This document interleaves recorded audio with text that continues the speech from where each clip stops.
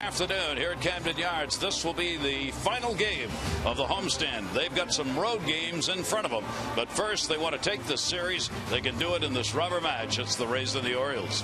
Hi everybody, I'm Gary Thorne. Great to have you with us. It has been a very tough homestand, doubleheaders included, some very tough games with very good pitching thrown up by both ball clubs, the Orioles and their opponents, and that certainly has been the case all season long against this Rays team. It also happens to be the final game in May, so let us take a look. Let's go to the board. Here's what's happened for the Orioles in the month of May. Their record 13-15. They can't be 500 as they were in April. Batting average is down. You see the second in the American League in ERA. That has made the difference this month at least. That has kept them in the ball games when the offense has not been there, averaging 3.2 runs per game. Individually, Chris Davis striking out less, more home runs, RBIs. Jimmy Paredes, the averages come down, but still very good. Mike Wright, what a great showing in his debut for the Orioles. Darren O'Day, can't touch him in the bullpen right now. And Zach Britton with the 9 saves and a 2.70 ERA.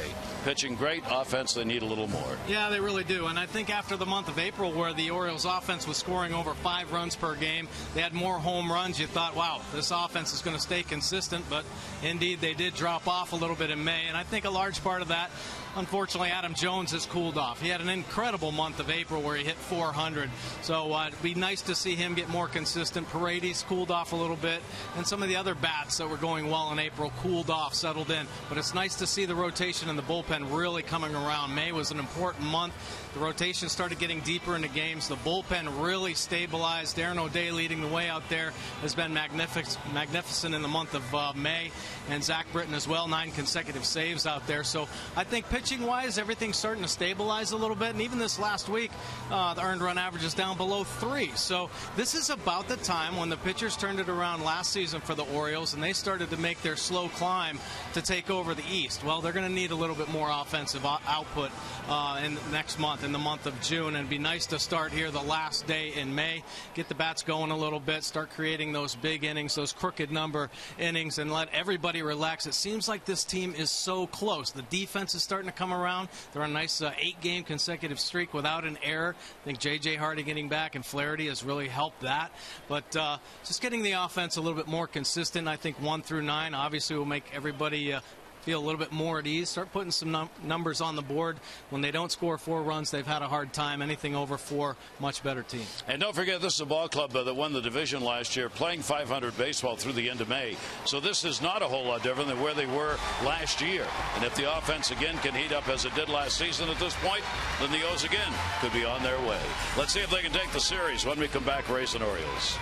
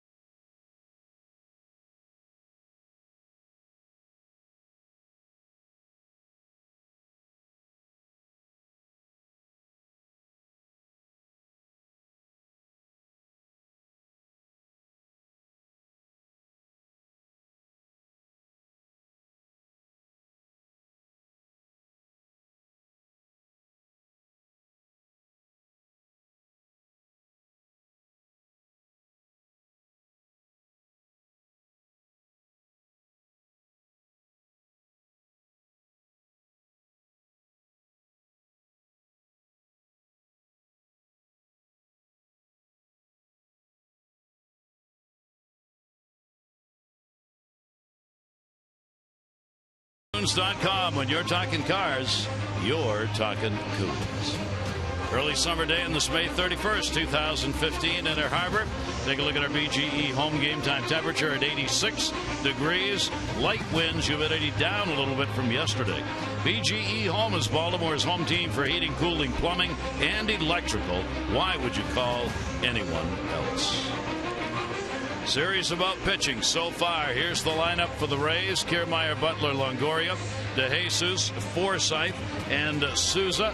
And then Cabrera, Franklin, and Wilson. Evan Longoria against Tillman has some really unbelievable numbers. And let's take a look at Chris Tillman's pitch arsenal this season. That fastball at 57% of the time. Look for him to stay away from that cutter a little bit in this ball game. Like to command the straight fastball, work it in and out. The breaking ball, the big curve, 33%, and the change, 10% of the time. 58% ground balls, 59% fly balls for Tillman. This will be his 10th start of the season. Just 2 wins for Tillman. That earned run average, he's trying to get it back down. A shortened outing a couple starts ago with rain, but his last start, 7 strong innings, just gave up a couple runs. So Tillman looking close to being the Chris Tillman we saw last season. Opponents hitting .276. The problem, the command with all of his pitches. His walks are up this year, close to 5 walks per 9 innings. He has not had a win in his last 6 starts. He has lost 5 of those with 1 no decision. He's 1-1 against Tampa Bay this season and 5-7 lifetime against the Rays. Kiermaier will be back in the ballgame with a right-hander on the mound. He has gone 1 for 5 in this series for Tampa Bay. In at third base, Manny Machado. Kiermaier will take the first pitch, and on this Sunday we are underway. Crew Chief Larry Vanover has got the plate for this ball game. Toby Basner, Ron Culper, Vic Carapazza, the umpiring crew. 0-1 count on Kiermaier. Off-speed delivery will be taken outside. Kiermaier's had some at-bats against Tillman. He's picked up 1 hit in 9 times against the Orioles' 27-year-old right-hander. 1-1 delivery on the way to him. Kiermaier shoots that one foul back into the seats. 1-2. A couple nice fastballs right there from Tillman, located perfectly on that outer third. That one just a little bit further off. I like the fact that Tillman facing the Rays today. You talked about his career numbers, but over his last 4 starts, he's got 3 wins with an earned run average of .126. So he's feeling pretty good facing this team. Fastball, he blows it by him, up and away, and Kiermaier strikes out to start the ball game. Oh, you like that efficiency. And coming right after him, attacking with the fastball, working the outside edge, and a little extra life on that one as it works itself up and away on Kiermaier with a swing and miss and first big out of the game. That'll bring Butler to the plate to face him, the DH. Butler with a 2 for 7, including a home run, now at 309 with 3 long balls inside. Tillman's not had luck here in his home ballpark this year. First 4 starts at home, he's 0-3. ERA is almost 7 here at Camden Yards. He didn't allow more than 3 earned runs in 18 starts here last year. And already this season, he has done it in 2 of the 4 starts here at this ballpark. And one of the problems for Tillman here in his home yard is the fact he's a fly ball pitcher, and fly ball pitchers have problems here at Camden Yards, being a hitter's yard and tending to fly, especially in a warm day like today. Swing and a miss. Butler trying to make it fly with a big cut. 1-2. Well, Tillman all fastballs on his first 5 pitches, but there's a nice changeup. Get Butler out in front and get ahead on Butler. We saw him hit that nice opposite field home run on a hanging breaking ball last night.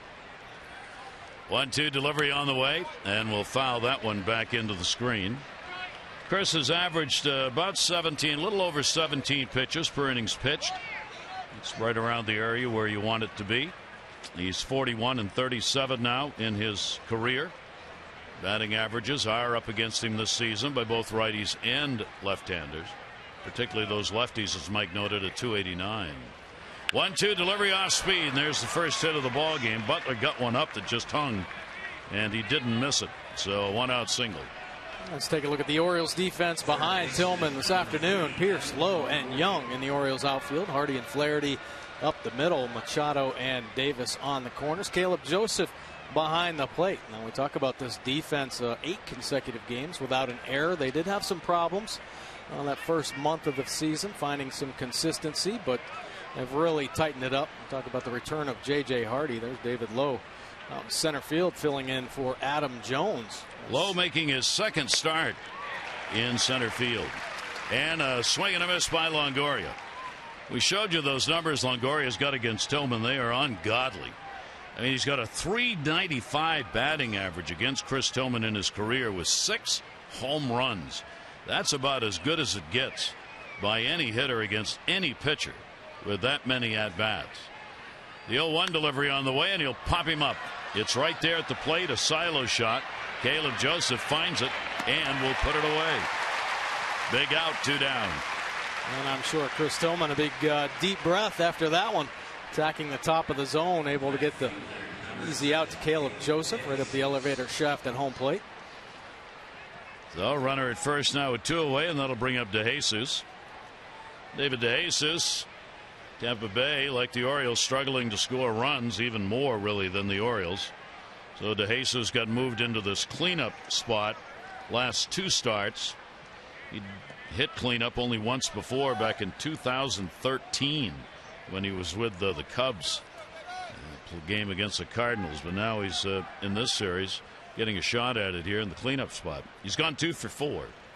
And DeJesus will take it. It is in there for a strike. We saw the big numbers for DeJesus, the high batting average, but 9 multiple hit games this month. So he has been on fire. And why not put your hottest hitter in the most productive potential spot?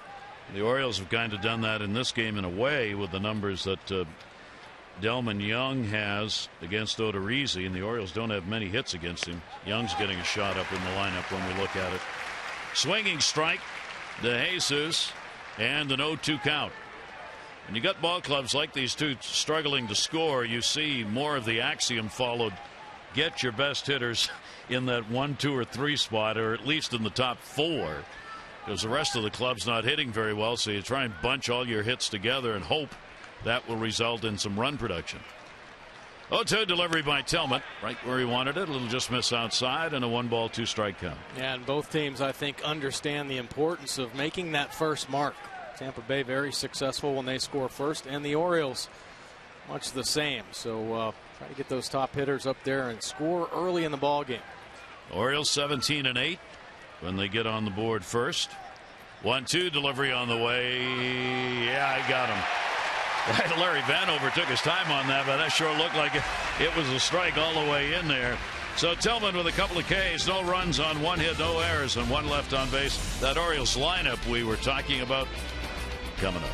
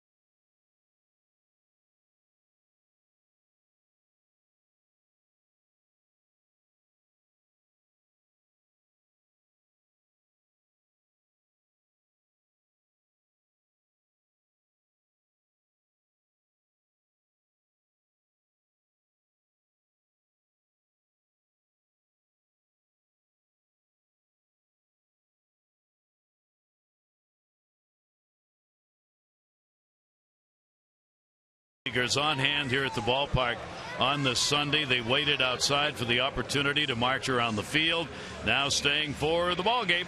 Take a look at the old starting lineup, brought to you by Southwest. Book your low fares now at southwest.com. Machado, Paredes, and Young, Davis, Pearson, Hardy, Lowe, Joseph, and Flaherty. And there are the numbers for Delmon Young against the Tampa Bay starter. Well, let's take a look at Jake Odorizzi's pitch arsenal this season, and he's had a good one. Fastball 62% of the time. Four-seamer, two-seamer. Also a little cutter in there. You look at it, might look like the slider. Likes to go to that pitch. Has a curveball and a split finger. Probably his best pitch. 53 Ks, just 12 walks. Holding opponents to just a .210 batting average. His earned run average at 2.31. You wonder, how can he only have 3 wins? Well, this team's only scoring him 1.78 runs per game. Manny Machado leading it off, has not had a hit in the series. He is 0 for 7. Odorizzi, foul back. He's also got an 0 for going against the 25-year-old right-hander. He is 0 for 9 against Jake Odorizzi. Odorizzi, real tough, as is this entire starting staff, even with the injuries. Fouled away. They have been 1 or 2 for the first 2 months in starter ERA, and he certainly is one of the reasons for that. He right now, among the American League leaders, is ranked 7th in ERA. His whip is .96. That's 3rd best in the American League. Pitch down low, and he did not go around on it. He doesn't give up home runs. He gives up a home run only about .27 times per 9 innings, which is the best in the league. That one down the line, and it will be a foul ball off the facade. And he got some wood on it out in front, 2-2. He did. Really nice swing by Manny. Gets fooled out in front, but the long arms able to get the good part of the bat on, just hooking it foul down the left field line. Orioles have won 5 of the 8 games these two teams have played. They have all been very close. 2-2 delivery on the way. Manny will foul that one back. We mentioned yesterday there's been virtually no offense in this series for either team, and that's the season series, because both clubs have struggled, with the Orioles averages below 200 against Tampa Bay pitching, and the same for the Rays against the Orioles. That one is fisted in the air to right. High sky. Souza's there. Rookie puts it away. 1 down. We'll take a look at the Rays defense behind Odorizzi. DeJesus, Kiermaier, and Sosa Jr. in the outfield. Cabrera and Franklin up the middle. Longoria over at third. Forsythe getting the start at first base, and Wilson behind the plate. For the Orioles against Tampa Bay, they're hitting 187. They've averaged 2.7 runs a game. For Tampa Bay against the Orioles, they're hitting 190 in the 8 games, averaging 2.1 runs a ball game. It's been all pitching for both ball clubs. Jimmy Paredes, and the pitch will be taken inside for a ball. Paredes coming back to earth, as he had to do, I guess. I mean, the Orioles hoped it wouldn't happen, but you just can't continue to hit 380, 390, I don't think, for the course of a year. Ground ball into the shift. Franklin is playing second base over to Forsythe, and there are 2 down. And we talked about it yesterday. Here's another pitcher who's going to throw him all kinds of off-speed stuff. He averages about 32% of his pitches are change-ups, the most of anyone in the majors, according to Fangraphs. Saw it yesterday in the ball game with Ramirez pitching. Change-ups almost the same amount. We saw it with Carnes game before that. 2 away. Here's Young. The ball hit deep. Left center field. That's why he's batting third. Goodbye. Home run. On top of the bullpen roof. He's 3 for 3 against Odorizzi with 2 home runs. And the Orioles do get that lead. Boy, they needed that in the first inning. Put a mark on the board, and why not with a home run? Odorizzi just giving up 3 this year. Delmon Young picking up his first of the season. Sometimes you just can't explain why a pitcher struggles with some hitters, and a hitter can go after a pitcher who's really good and do what Delmon Young just did. Yeah, Delmon Young real aggressive early in the count on the plate. Here a little cutter that stays middle. And he just powders this baseball up into the Rays bullpen. That ball is going to be put towards the gap. It'll roll all the way to the wall. Chris Davis, who's been tagging it, is on with a double. So Davis, his third hit of the series. He's 3 for 7 and a 2-bagger. Chris Davis really been picking it up with the bat. Of course, the home runs, but 10th double of the season. Another beautiful swing. Catcher setting up, down and away, and that ball is heading to that spot. But nice plate coverage by Chris Davis, right into the bat path and into the gap for his 10th double of the year.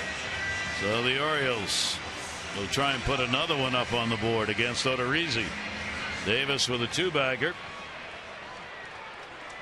In this series, not a lot of scoring chances.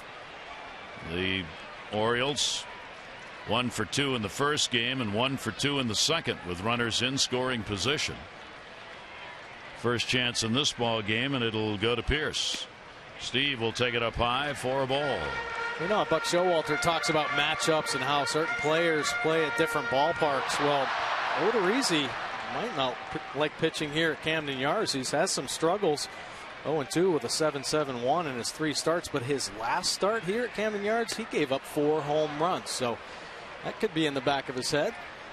Yeah, that's, and as Buck has noted, that is one of the things he does in setting the Orioles lineup and the pitching rotation. Who does well against a particular team, who does well against a particular pitcher, who does well in a particular ballpark.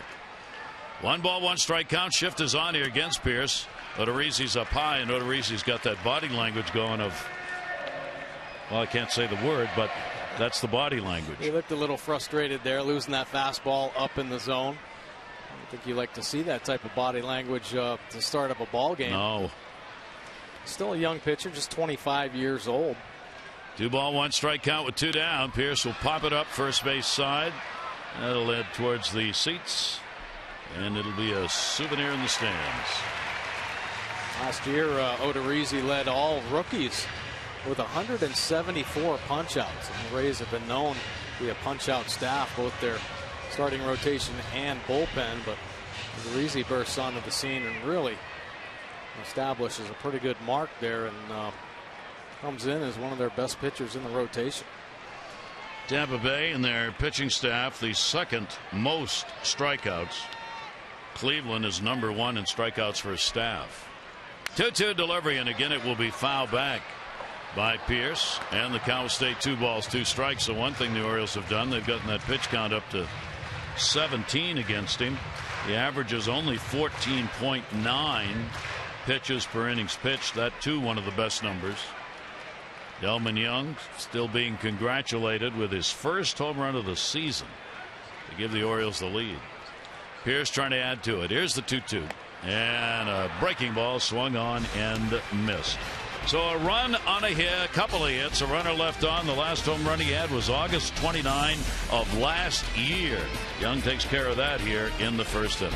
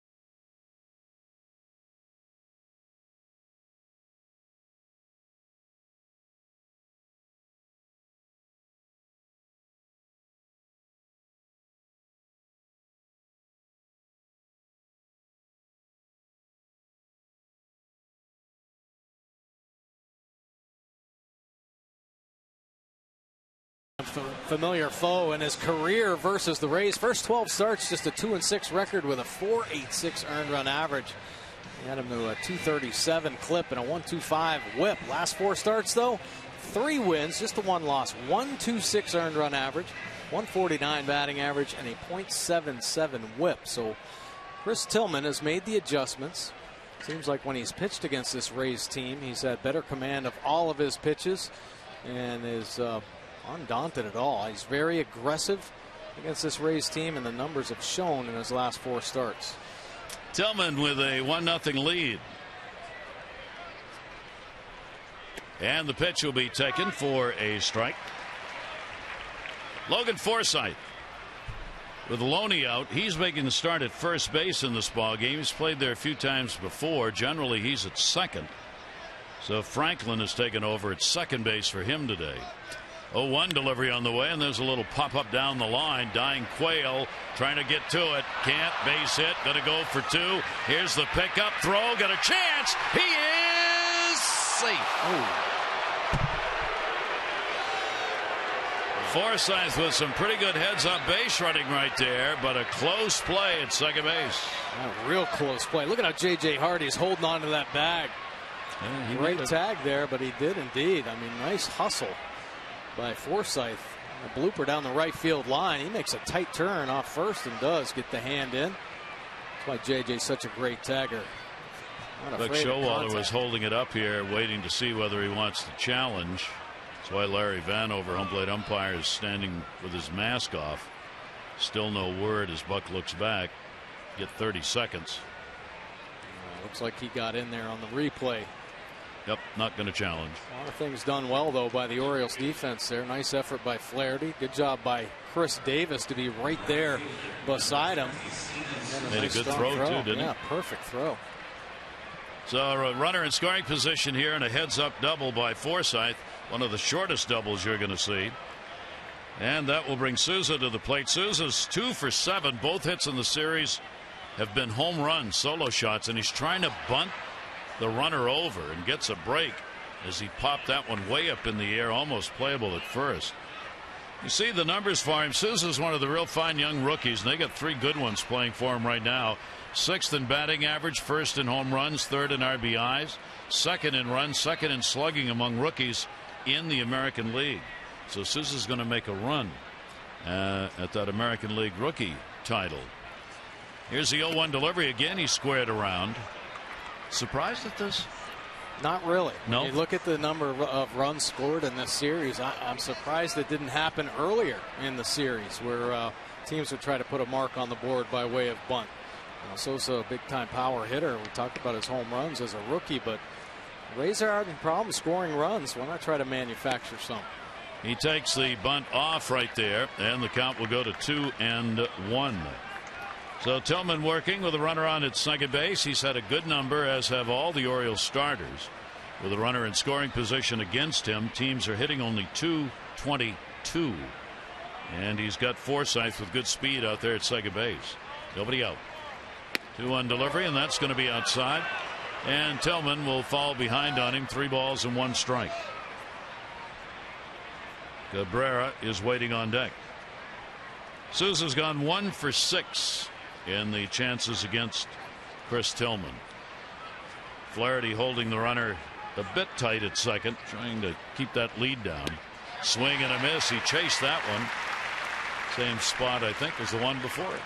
A pretty good fastball, though. You get a hitter into a 3-1 count. A lot of times very aggressive, extra aggressive on the fastball. He saw it as a heater and let it fly, but executed perfectly by Tillman. Now a 3-ball, 2-strike count. Delivery to Souza. That'll be wrapped down to third. Manny Machado looks the runner back. Throw over on the money. So Souza does not get that runner advance, which is what he wanted to do. Celebrate summer at Oriole Park. Pick up the new Birdland Summer 6-pack any 6 remaining games. Enjoy savings up to 20% off the cost of single game tickets. You can make your selection of games. Look at the rivalries, promotions, bobblehead dates, fireworks nights, your pick. For details, Orioles.com/6-pack. 1 down. Here is Cabrera, switch hitter. a 1-for-7 so far against the Orioles in this series, hitting only .111 against the Orioles on the year in the first 8 games these teams have played. Cabrera, 205 right-handed, 211 left. Both home runs have come from this side of the plate. Inside corner strike. Nice pitch from Chris Tillman there. That's his cutter. 87 miles an hour working in. Cabrera's gone 3 for 14 against the Orioles starter. Hardy now, the shortstop, will do the jockeying with Forsythe, the base runner, to try and keep him there. That'll just miss away. Tillman got his opening start against Tampa Bay in a 6-2 win, a run on 4 hits in 6 2/3. Then in one of those games where the Orioles were the home team in Tampa, it was a 2-0 shutout by the Rays. He gave up only 2 runs, 3 hits in 7 innings in that ball game. 1-1 delivery on the way, off speed pitch away. How about the fact the Orioles have been shut out by Tampa Bay 3 times this year? Yeah, a pretty impressive rotation that they have, and even the bullpen now starting to get healthier. Just got McGee back. They have relied on, obviously, the rotation, and they have for a number of years. I think their offense has been a little better in the past. That'll go to Hardy. He'll make the play over to first. So Cabrera's retired. And now 2 down, and over to third base goes Forsythe. Take a look at our Who's Hot, Who's Not, brought to you by American Standard. Celebrate the season with the American Standard All-Star Event. Visit MidAtlanticComfort.com for amazing rebate and financing opportunities. Well, Chris Davis has stayed red hot this homestand. He's picking up a double in his first at bat, but 4 home runs, 8 RBI. Nick Franklin, not so hot. 0 for last 21 at bats. So Franklin stands in with the 0 for 3 lifetime against Tillman. Runner now at third base, 2 down. Machado moved around in a shift, but playing tight at third base, and the pitch is in there for a strike. Franklin with the 0 for 21. Mike mentioned it's not the longest hit streak he's ever had. He had an 0 for 27 back in August of 2013. That's the longest hitless streak. This is his second longest.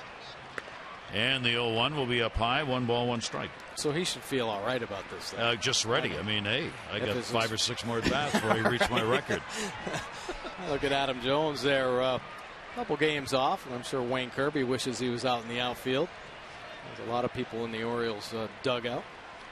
1-1 delivery, and that's going to be away. Whether Jones could actually pinch hit in this ball game, but Showalter, of course, refused to answer. Whether he will play tomorrow in Houston, but Showalter refused to answer. You don't want to give any tips to the opposing team as to availability of hitters, since, of course, he is on the roster. 2 ball, 1 strike delivery on the way, and that missed, not by much. And he falls behind on Franklin as he did on Cabrera. 3 ball, 1 strike count. Yeah, I know Tillman coming into this ball game really wanted to be more aggressive in the strike zone. Wanted to limit the walks, which have hurt him and his pitch count this season. 3 ball, 1 strike count. Forsythe off third, and he walked him. You got a guy who's 0 for 21. You do not want to walk him. So that'll put runners on at first and third now. And it'll bring Wilson to the plate. Backup catcher for Tampa Bay, Bobby Wilson, 21st game, 14 of those as a starter this year. Before I leave that shutout thing, I saw a note this morning. Just as a fan, I thought interesting. The Rays have shut out the Orioles 3 times already this year. In the last 50 years, only 1 other team has shut out the Orioles 3 times before the All-Star game, and that was the Red Sox in 2002. So that's how unusual it is to have that many shutouts this early in a year in a series against a team. And the pitch, and that's going to miss down low. Well, I think this Rays staff has probably done it to more than the Orioles in their 25 wins this year. Their earned run average is 173, so they completely dominate in their wins, and even their losses, they keep them in ball games. Yep. 1-0 count. Tillman working very hard here to the bottom of the order. That will be in there for a strike. Bobby Wilson, who's not faced Tillman before, gets the count evened up at 1-1. RBI opportunity. Tampa Bay 12th in the league as a team, hitting just .231 in these chances. They are 2 for 9 in this series. 1 ball, 1 strike count. Runners off first and third. And that will be fouled back. Tillman comes back on him and gets ahead on the count. A couple good fastballs. I like Tillman's fastball velocity here in the early going. He's touched 94 once already, but 92, 93 working. And typically we've still seen Tillman kind of loosen up as the game progresses. So look for that fastball velocity to continue to climb. Like to see him get his secondary pitches over more consistently. And I'm sure he and Caleb would too. Third inning has been the toughest for him this year. He's given up 8 third inning runs. 4 in the first, a couple in the second. 1 ball, 2 strike count, 2 down. And that's going to be a bloop that's going to fall in for a base hit, and a run will score. Forsythe is in. Going to third is Franklin, and the ball gets away. They're going to try at the plate. Manny Machado picks it up. Throw. God, not in time. It was high and to the infield side. And Joseph had to jump to reach it, and he could not get back to the plate. And on one play and a miscue, it is a 2-1 Tampa lead. Well, don't like to see that. It's unfortunate break there. I mean, it's one thing to get the base hit. Delmon Young comes up firing to third base, and JJ was standing at second. There wasn't a cutoff man there, and Manny a little late on the reaction as it kicks away to the right. It heads up base running to score the second run there as it kicks away. See that slide. Almost slid right into the tag. So Delmon Young will be charged with the error, and that will end that errorless streak the Orioles had. We're waiting to see whether Buck Showalter wants to challenge the play at the plate. For the moment, at least, RBI single by Wilson. Buck's coming out to talk to Larry Vanover. He is the crew chief.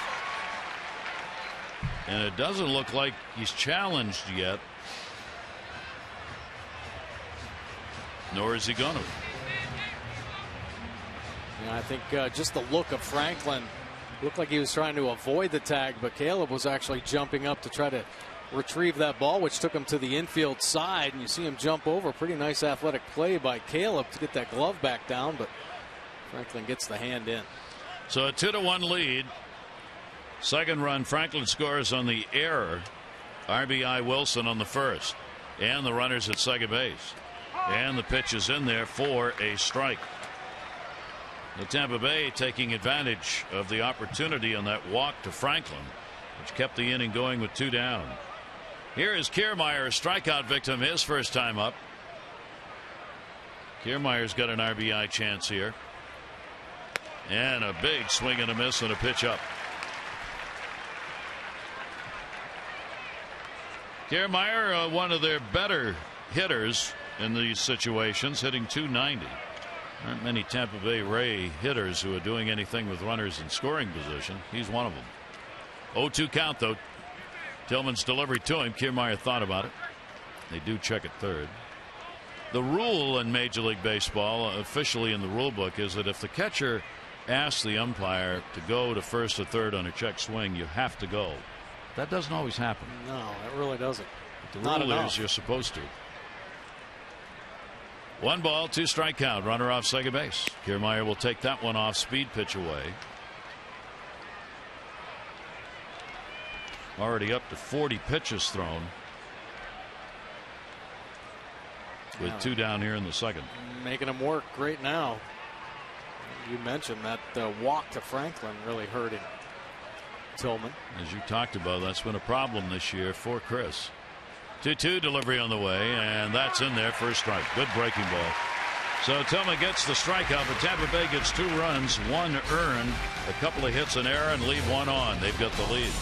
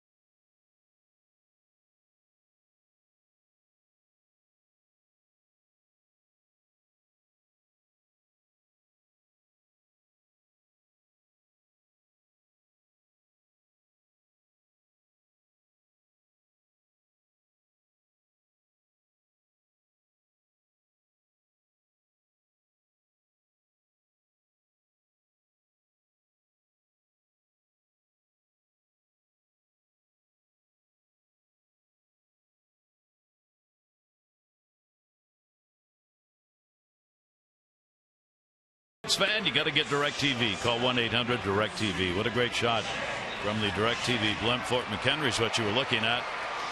Beautiful sight on the bay.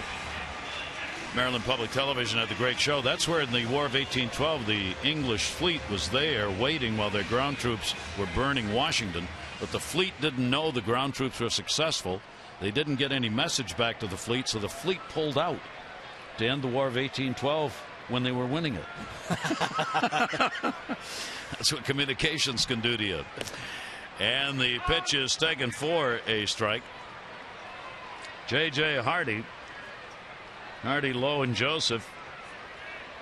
Hardy 3 for 11 with a home run off Odorizzi. 2-1 ball game. Bottom of the second inning. Rays on top. Good heavens. 3 runs are on the board combined. Wow. It's an outburst of offense. Pitch is taken inside for a ball. Yeah, the Orioles hoping they can continue it. Trying to answer right back. Here's the 2-1 pitch. Hardy drills at left field. That's going to be back. And off the top of the wall. J.J. has got to stay at first. So we've had a short double by the Rays and a long single by the Orioles. Great swing from J.J. Hardy. Starting to heat up. Of course, the game-winning hit 2 nights ago against Tampa Bay. And here, beautiful swing on the fastball. Up and out over. Classic Hardy position. And he hits a rocket off the left field wall. Nice play by DeJesus, fielding it on the bounce and getting it right back in to hold Hardy to the single. So the Orioles have picked up their 3rd hit of the ball game. Hardy, of course, had 1 hit in the series prior to that, and that was the game winner in the opener. Here is David Lowe. Lowe is going to loop one to center. Kiermaier coming. Ooh. Almost overran that ball. He had to reach up at the last second to haul it in. Our Maryland Lottery contestant of the game, Edgar Barber from Lansdowne. You've won $500 for being selected. You get $500 more for every Orioles home run hit today.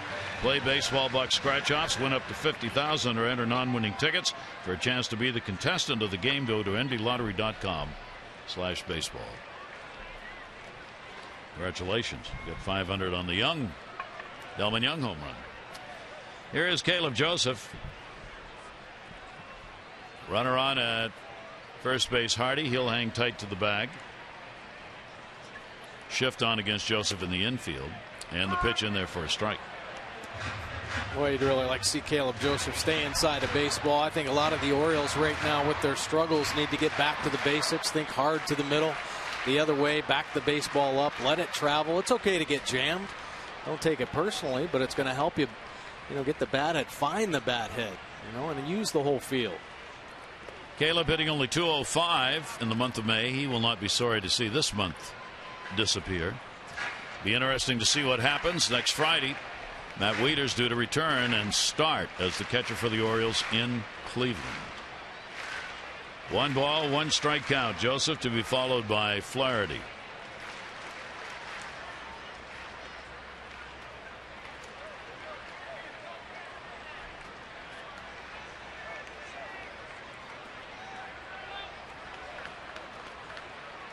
Hardy takes off. We'll all go down and get the base signed. Unless it's a hit and run, which that's not going to happen either. That's into the seats.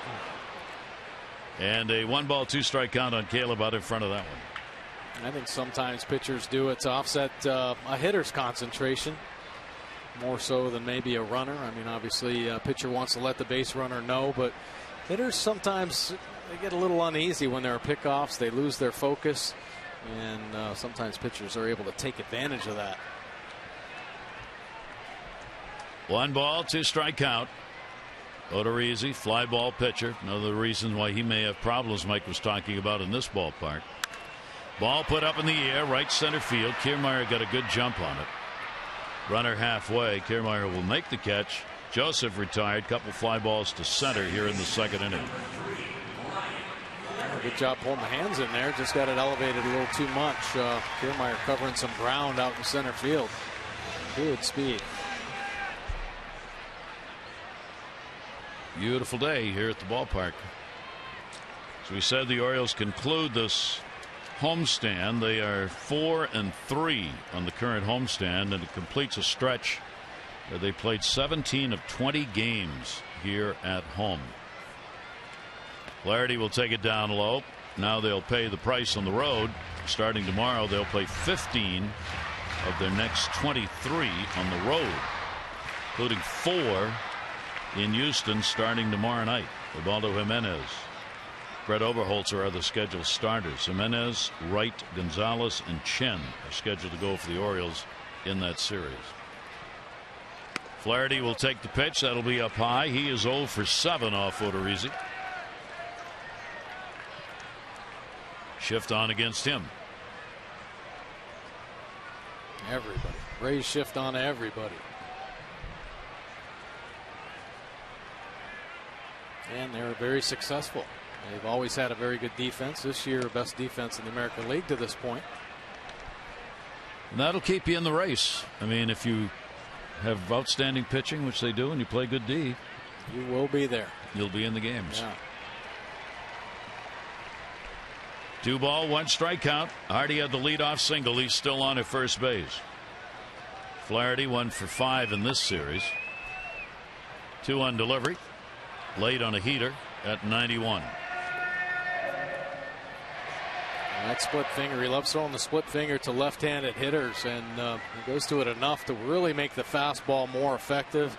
And at the top of the zone, can have a little extra finish. Tough ball to get to.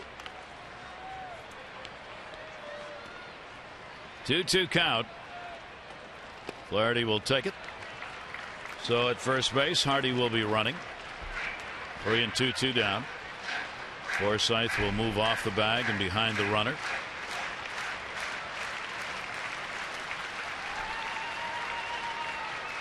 Flaherty with lots of room in the outfield. The flare one we've mentioned throughout this series. These outfielders play very deep on everyone. And a swing and a miss.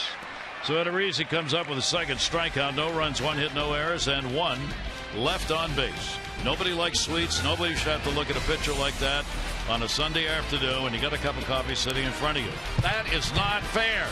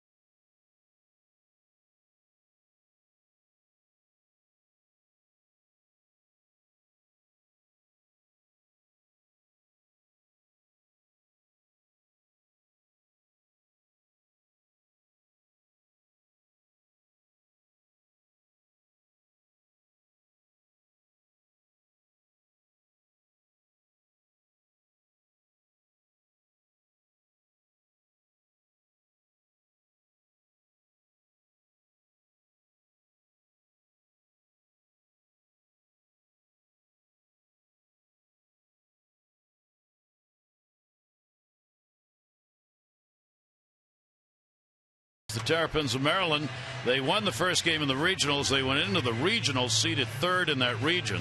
They beat Ole Miss 3-1, and then they upset the #1 overall team in the country, UCLA, by a score of 4-1. And it's a double elimination, and in that regional, only the Terps are undefeated at 2-0. They will play the winner of today's game against UCLA and Bakersfield. One of those teams will be eliminated and lose, and then you got to lose twice to be out, and a great chance for the Terps. They get 2 chances to advance. Yeah, that'd be awesome. That ball down the line by Butler is going to fall in for a base hit. It'll be chased to the wall, played in by Young, and Tillman is touched up for a double here to lead off the inning. Putting some hits up there, 4 of them, and they've had The 2 doubles, a single. Take a look at the pitch here. Caleb Joseph setting up away. That ball leaks back over. More middle third, but Butler pulls the hands in. Showed good power the other way. And rips a double down the right field line. The leadoff man on at second base. 2 for 2 for Butler, the designated hitter. Here is Longoria. Pitches in the dirt. Good stop made by Joseph. And we should mention tonight the UCLA Bakersfield game is going to be at 7 o'clock tonight Eastern. And then the winner of that team has to play again at 11 o'clock Eastern time against Maryland. Wow. Think the Terps get an advantage by winning the first 2? Yeah. Here's Longoria down to third. Manny Machado stops it, looks the runner back, and off balance throw. And Davis saves him the error with a fine play. Puts the tag on, and the runner does not advance. And a really nice play there by Chris Davis. Manny, good job getting to the ball. Gets the head up, looks at the runner. Probably could have set his feet. But likes to show the arm strength off on the run there. The beautiful backhand in a good position. Like to see him square up a little bit and have a strong throw over. But he acknowledges Davis coming off the bag to pick him up. Well, Tampa Bay, we've only played 2 1/3 innings. They're already 1 for 5 with runners in scoring position, so they're getting chances early here in the ball game. Here's DeJesus, a strikeout victim his first time up. He's got a 3-game hit streak coming into this ball game. Check swing and a pitch that will be judged inside. And DeJesus with a 1-0 count. Little breeze picking up, blowing out towards left field now. We had no breeze at all at the start of the ball game. Big potential run out there with the Rays leading it by a score of 2-1. 1-0 delivery on the way, and that will miss outside, and the count will go to 2-0. Both the Rays and the Orioles looking for those extra opportunities, especially the Orioles. Orioles have had some nice success this year hitting with runners in scoring position, but they've had the fewest opportunities in the American League, tied with the Angels at 334 chances there. So try to get guys on base and take their shot. 2-0 delivery, and Tillman's off on him. 2 pitchers when it comes to walks who are exactly the opposite. Tillman came in with the 25 free passes, tied for second most in the American League, where Odorizzi came in with the 5th fewest, averaging only 1.6 walks per 9 innings. 3-0 delivery taken, and he's on 4 straight. So DeJesus draws the walk, and there is 1 down. 2 walks by Tillman in the ballgame. Orioles are coming home on Tuesday, June 9, to begin a 3-game series against the Red Sox. Good seats remain, but won't last. Tuesday is also Ollie's Bargain Night, presented by Ollie's Bargain Outlet. All upper reserve seats $10 when purchased in advance. So paint the park orange. Orioles.com or 888-848-BIRD for tickets. Forsythe with a double he scored in the second inning. 2 on, 1 down. In the dirt, runners are going to go. Joseph's got a chance at second. 1 hop throw, not in time. Went off the bag and he's out. Oh, what a break the Orioles get right there. DeJesus was safe, but then the second base umpire Ron Culpa said he went off the bag, and Flaherty continued the tag and gets the out. And DeJesus doesn't want to leave. Here comes Kevin Cash. Kevin Cash going to come out and talk to DeJesus. He can't afford to lose DeJesus. Beautiful play here by Ryan Flaherty. Ball in the dirt, but keeps the concentration, picks the head up, puts it right back down on his foot. He sneaks over there. Oh, yeah. He sees space. He is out. Nice play by Ryan Flaherty. Nice heads-up play by Caleb Joseph as well. Kevin Cash talking with the second base umpires. They look into the dugout to see if they want to challenge the call.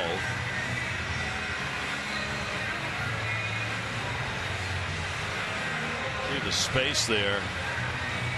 That's a real good play by Ron Culpa, the umpire. Got into position where he could see. Yeah, he is right on it. They're going to challenge it. So we will get a challenge here. That'll bring Larry Vann over, the crew chief who's at home, along with the umpire involved, Ron Culpa, to put the headset on. Caleb really did a nice job behind the plate there. A nasty breaking ball. Chris Tillman just yanked. But take a look here. You can see the space between the spike and the bag. Ryan Flaherty with the ball on the spike, so shouldn't really take too long there.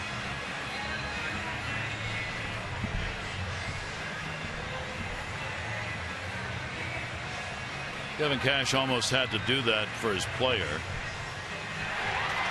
He's out. So the call stands, and correctly so. So the challenge has been lost by Tampa Bay. Watch Flaherty do his little juggling act. Yeah, unbelievable play. Now he takes a knee, gets the eyes behind, but it kicks up off the grass. Look at the concentration. Grabs the ball and right down on the foot. Doesn't waste any time. He knows how fast DeJesus is going by him. That's a great heads-up infield play by Ryan Flaherty to get that out. I love the finger point. Look at that air. Yeah, look at that space. And he was absolutely right.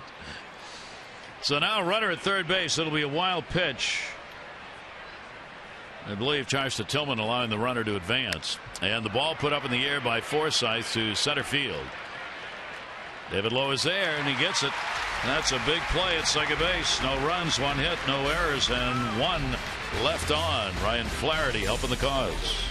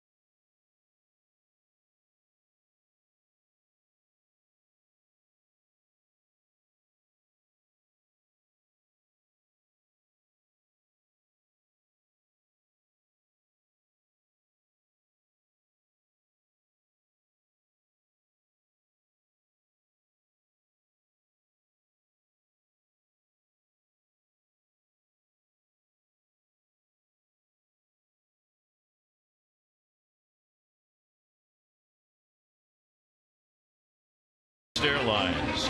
Book your low fare now on that plane. Southwest.com. Take a look at the end of this play here. Ryan Flaherty keeping the ball on the foot. The umpire saying no, off the base. DeJesus goes around to argue, no, that much. Oh, you're that much. Go ahead, review if you want. I saw it. And he did. That was Ron Culpa, the second base umpire. Great call. And good video. We always appreciate that. First ball hitting. That'll be taken in the air to right field. Souza will go back near the warning track. Manny Machado is retired. 0 for 2. He has flown out twice to right field in the ball game. Odorizzi's numbers. Bottom of the third inning. Home run by Young in the first for the Orioles. Gave him a lead. And then RBI singled by Wilson in the second. And on the play, an error on Young. 2 runs scoring in that second inning, 1 earned, and that's the 2-1 lead for the Rays. Paredes up with the big cut. Paredes grounded out his first time up. Jimmy's still up there in the top 10, many offensive categories. He's dropped down to number 8. Tries to bunt there. Number 8 in average. He's 9 in slugging. Outstanding numbers on the road for him. He's got the 6th best road batting average going. Brady's with an 0-2 count. That'll back the infield up into the full shift against him. 1-2. Now, Jimmy had a lot of playing time, obviously, in the minor leagues. He broke into the major leagues at a young age, 22 years old. When he was 22, he had a pretty good opportunity. He did some good things. The next couple of years up and down with Houston. So kind of learned how to go through some adversity, even in the minor league levels. But here, he got off such a good start.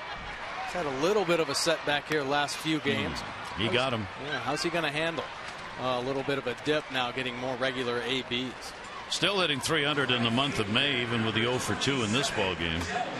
Odorizzi throwing the split finger, not where he wanted. You saw the split finger grip way up in the zone. I think it just looks too big, and Paredes a little too big with the swing with 2 strikes.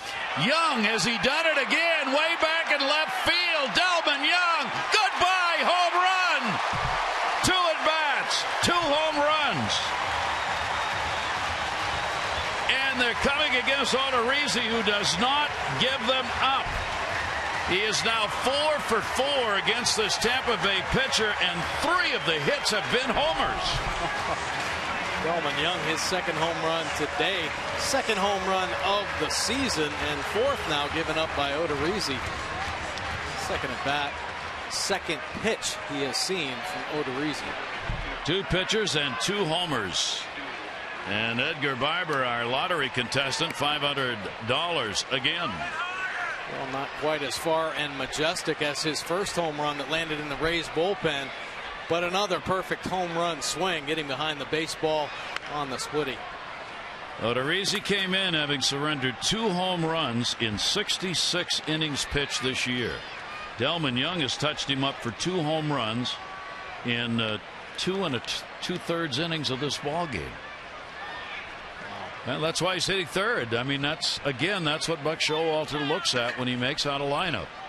Doesn't mean it'll always work, but sometimes numbers actually do tell you something, probably about the confidence Young has against Odorizzi. Yeah. And that's really what it's all about. And a couple already had a home run coming in against Odorizzi, so feeling good. Not wasting any time either. I mean, you can tell what Delman Young's approach is on most hitters or pitchers. Get him early, let him go to work and get to the good secondary pitches, and he jumps on 2 pitches, both homers off Odorizzi. Odorizzi might not be around the plate if he sees Young again in this ball game. And the fastball is going to miss up high. Davis with a double, his first time up. Chris now has had 3 hits in the series, 3 for 7, a home run, and 2 RBIs. 3-2 pitch, and he'll strike him out. So 4 strikeouts in the ball game, but 2 home runs by Delman Young. A run and a hit on that home run, and this ball game is knotted at 2.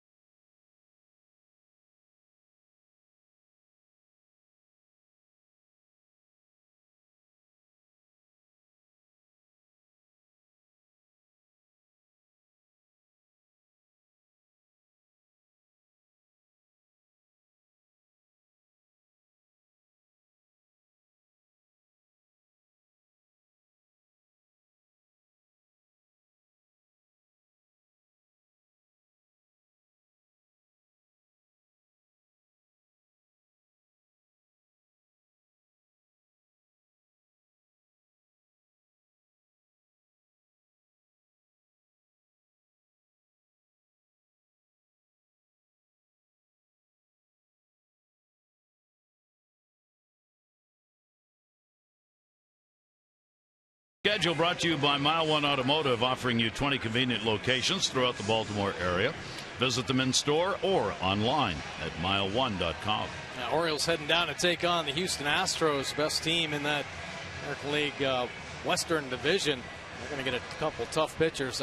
8 o'clock on the first 3 nights, and then a 2 o'clock start on Thursday. But Keuchel's pitching, McHugh, McCuller, Oberholzer making his first start after, I believe, he had a blister problem that kept him out for most of the season. So Tillman right back in it here with a 2-2 ball game. Houston, they've won 5 out of their last 10. They're 31-19, leading in the American League West by 5 over the Angels. Manny Machado's not going to get that one. This could be yet another double. Big turn will be made, and the rookie goes in. Souza's got a 2-bagger to start out the 4th inning, as Tampa Bay getting the leadoff man on again. 3 out of the 4 innings. Hooking it down that line. Manny, nice effort, just out of his reach. Sosa's starting to heat up a little bit. It's an interesting number on Tillman. He has allowed a run, 1 or more, in the inning after the Orioles have scored 7 times. That's 6th most in the American League. Yeah, most pitchers and teams look for that shutdown inning after the offense makes a mark. Chris wants to do better in that category. So now runner in scoring position again. This is the 7th such opportunity Tampa Bay's had in the game. Cabrera gets it. He grounded out in a similar opportunity in the 2nd inning, and he will take the pitch away for a ball. So Tillman doing the high wire act here in many ways in this game. The 5 hits, they've been doubles though. They have picked up 3 doubles in this ball game, plus a walk that scored. But it's a 2-2 game. 1-0 delivery on the way, and that's going to be way outside, and the count will go to 2-0 on Cabrera. Tillman falling behind. I'd like to see him get aggressive in the zone. Being careful right now, wanting to stay away. Don't give Cabrera anything he can hook over to get Sosa over to third base. Cabrera's hitting 114 in these situations. 2-0 delivery to him. He goes after it, fouls it back into the screen. And a 2-1 strike count. The Orioles are 2 games behind the division leading Yankees, who won again last night out west. Tampa Bay's in 2nd place, a game out. Orioles 2 out, Toronto 3.5, and Boston 4 games behind. 2-1 strike count. Holding the runner close, Hardy at 2nd.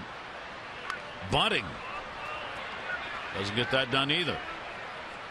Fouls it off. He had the infield where he wanted it. If he had been able to put that down to third, he would have had himself a base hit.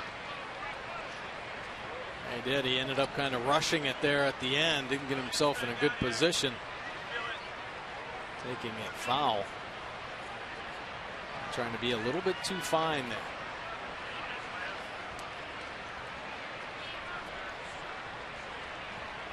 Two ball, 2 strike count. Franklin waiting on deck. Tillman looking for a K right here. 2-2 delivery again, back into the screen. Count holds at 2-2 on Cabrera, as Drupal Cabrera in Longoria forming that best left side of the infield as far as fewest errors are concerned in Major League Baseball. They came in with 4 combined, and that's what they still have. Here's the 2-2 delivery, and he will get the runner moved up. Flaherty got an off-speed pitch he could turn on, so that'll move the double by Souza to third, and 1 away. Cabrera, pretty good at bat right there, doing his job, waiting it out, fouling some tough fastballs off. They were painted away. Finally getting an off-speed pitch and getting the job done. The infield's going to play in. Ball game tied at 2-2 in the 4th inning. Both teams struggling to score runs to this point, at least. So Buck Showalter figuring it'll be a tight game, trying to cut this off. Wow. Souza started down the line as though he thought that was going to be a bunt. Yeah, he did. He took off pretty aggressive there, and the infield obviously has to be alert. They will probably, if they don't squeeze, play contact. Bottom of the order up right now. if they want to take their chances with Wilson and potentially 2 outs. So look for Sousa to be on the move. Swing and foul back. Tillman gets ahead of him. Franklin drew that walk in the second, would score later in the inning on an error. That was really interesting on that first pitch. Sousa was charging and then went screaming back to the bag and stared into the dugout like, was that me? Did I miss that?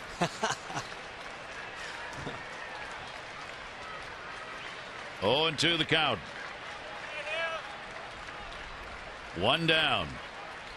And again, it'll be foul back. Franklin trying to cut down on his swing here and just push that ball through somewhere. Well, we talk about his struggles at the plate right now. So yeah, choke and poke. This is that situation to do it in. Runner at third base and 1 out. Try to get some action going. Tillman again looking for a strikeout here. 0-2 delivery on the way, and that's going to be outside. And the count will go to 1-2. Franklin in a good battle. Franklin, a switch hitter. He hasn't had a lot of at bats. He's came into the game 0 for 16 left-handed, and that's still where he is. 2 for 10 right-handed.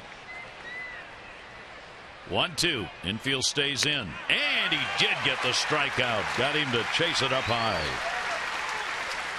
Well, that can be such an effective pitch for Chris Tillman, working the top of the zone with that fastball up and out of the zone. Nice extra life. We talked about his velocity being really nice today, 93, 94 miles an hour consistently, and they're able to get Franklin in a big situation. Number 9 hitter's Bobby Wilson, their catcher, picked up his 4th RBI of the year in that second inning. 2 down, runner at third. And he will foul that one off. So Tillman with a chance to get out of this inning despite the leadoff double. Forsythe had a leadoff double in the second and scored. Butler had a leadoff double in the third, was stranded. And now Sousa with a leadoff double in the fourth, still out there. 0-1 pitch by Tillman. 0-2.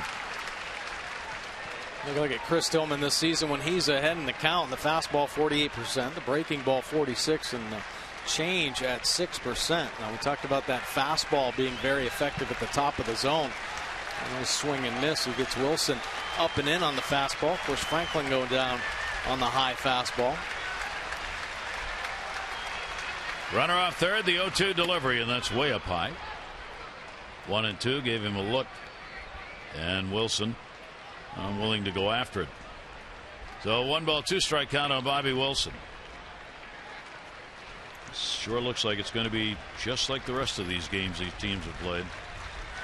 Very tight.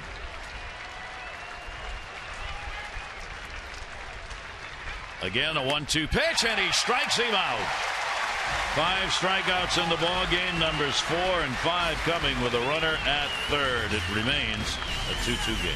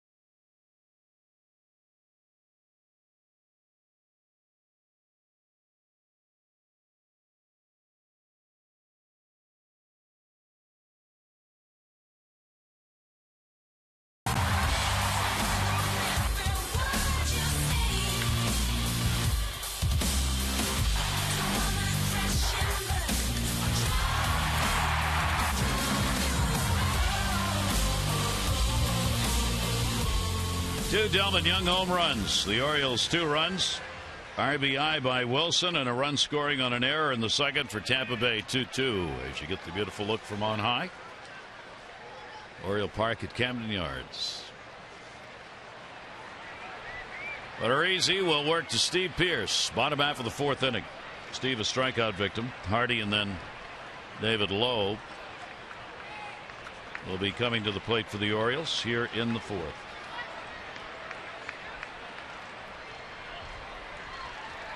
Orioles trying to bust through this 2-run ceiling that's been there too often for them of late. The Orioles have had 2 or fewer runs 11 times. That one will bounce away. In the last 20 games, 2 or fewer runs, 11 out of the last 20. Yeah, it'd be nice to put a little pressure on an opposing pitcher. A couple base hits, maybe work some long at bats, draw a walk. I mean, home runs are great. 2 solo shots by Delmon Young. Ooh! Right at him and nowhere to go. So Pearce is on the hard way. Might be something like that sparks the offense. Here you go, hit by pitch. Steve Pearce taking one for the team right off the top of that left forearm. We'll watch out for that. Tightening up. This one had some ring to it. And that Odorizzi fastball just riding up and in, getting a piece of Pearce, and you know, he's gonna feel that as the day progresses, both swinging the bat and putting the glove on. 3rd time he's been hit by a pitch this year. 2nd time Odorizzi has hit a batter. Leadoff man on for the Orioles. 2nd time in 4 innings. Breaking ball. Hardy will take it away. Hardy has picked up a base hit in the ball game. JJ with a look at Bobby Dickerson down at 3rd. Orioles have done a little running of late on the hit and run variety and even tried to steal a couple of bases. Odorizzi's pitch on the outside corner for a strike, 1-1. Hardy now 4 for 12 off Odorizzi, including a home run. So JJ and Delmon Young have been the 2 hottest hitters against Odorizzi in their careers. That'll come back to the right fielder, Souza. Long run will get it. Hardy is retired. Well, time's running out for your chance to bid on the jerseys and caps that were worn in honoring the armed forces on Memorial Day. You can show your support by putting a bid in at Orioles.com/auction. Each jersey cap autographed by the player or coach who wore it. It's been authenticated. Benefits go to the Fort Meade Alliance Foundation. The bidding closes tomorrow night at 10. That's Orioles.com/auction. 1 down now. David Lowe flied out center field. First pitch to him. That'll be in there for a strike. David Lowe's put together some pretty good at bats though here recently. A little extra playing time. Nice little hole over there with Pearce on first. Good to see him get on top of one and shoot it through the hole. Steve, that'll go the other way. The Jesus. So true to form. Odorizzi, fly ball pitcher, 58% of his outs in the air. 2 fly ball outs here in the 4th inning. Runner remains at first base. We'll bring Caleb Joseph to the plate with 2 down. When the Little League youngsters come to the ballpark, they parade around the field before the game. Hundreds of them. And Oriole players take turns coming up by the dugout on the railing to give a little high five, hand slaps, fist pumps to the kids as they go by, which the kids obviously love. I looked and I couldn't believe it. First one out today doing that was Caleb Joseph. Starting catcher on an 86, 87 degree day. And he's up there on the front. Now the Oriole players, obviously the Orioles want them to do that for the Little League kids. But usually, 1, your starting pitcher, and 2, perhaps your starting catcher aren't going to be out there right, yeah. On the top step. And perhaps he went back in and did his homework. But I'll tell you what, there isn't a player right now that appreciates being in the major leagues more than Caleb Joseph. He's putting everything he has into it, studying, trying to make himself better. See all the kids in the stadium today. Yep. He was out there high-fiving about every one of them. 0-1 delivery on the way, and that ball hit in the air to center field. Kiermaier started in. He's got to go back. Reaches up. Oh, he made the catch. Kevin Kiermaier with a complete recovery. He took a couple of steps in, and then he chased it down and gets it right at the wall. No runs, no hits, and a base runner left on, and a fine defensive play to end the inning.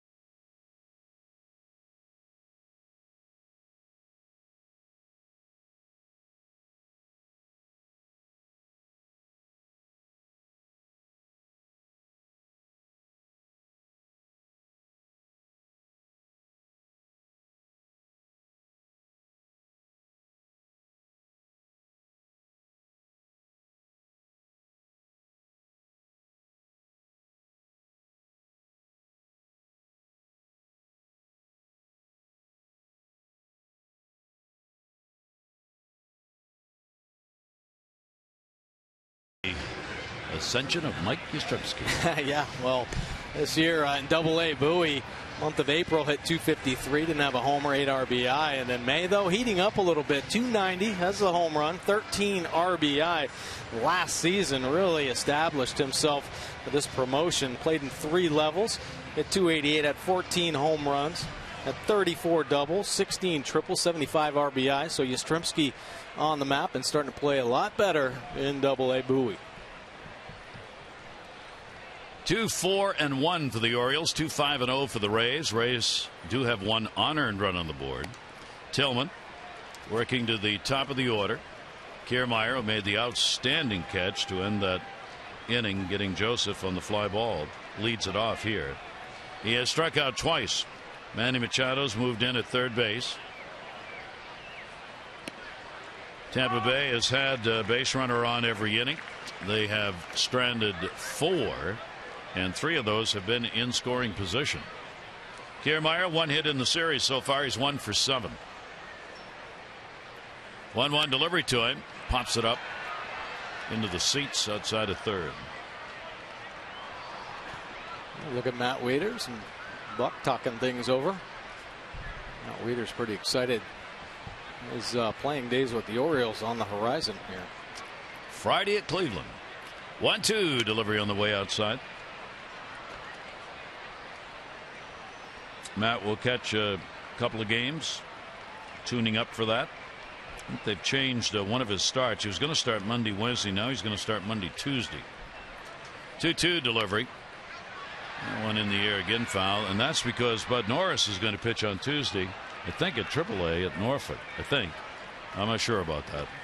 But anyway, wherever Bud's pitching, they've changed Wieters so he can catch him. Good. And then Matt will catch tomorrow.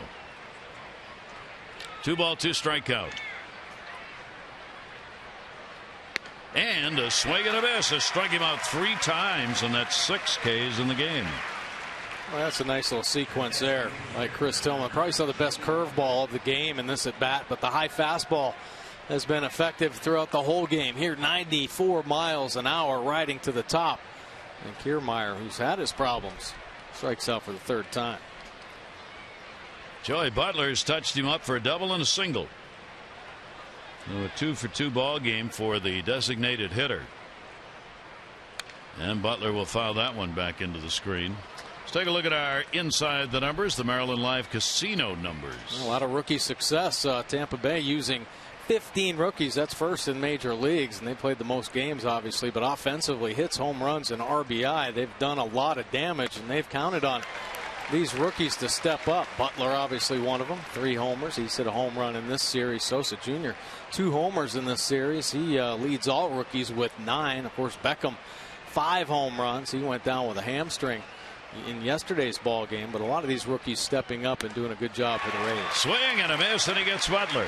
So 2 strikeouts here in the inning and 7 in the game.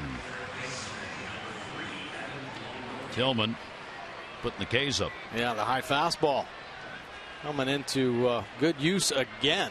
A lot of chases up there at the top of the zone. Looks good, but extra life riding through the zone. That equals his season high in strikeouts of 7, and the other 7 came also against Tampa Bay in his start against them in the Trop. Pitch is taken up high, 2 down, nobody on, 5th inning. Evan Longoria's popped out and grounded out. Talking about the rookies used by this Rays team, an amazing number, 15 rookies. Pitch taken for a strike at the knees, part of the Major League most 42 players who have been used by Tampa Bay this season.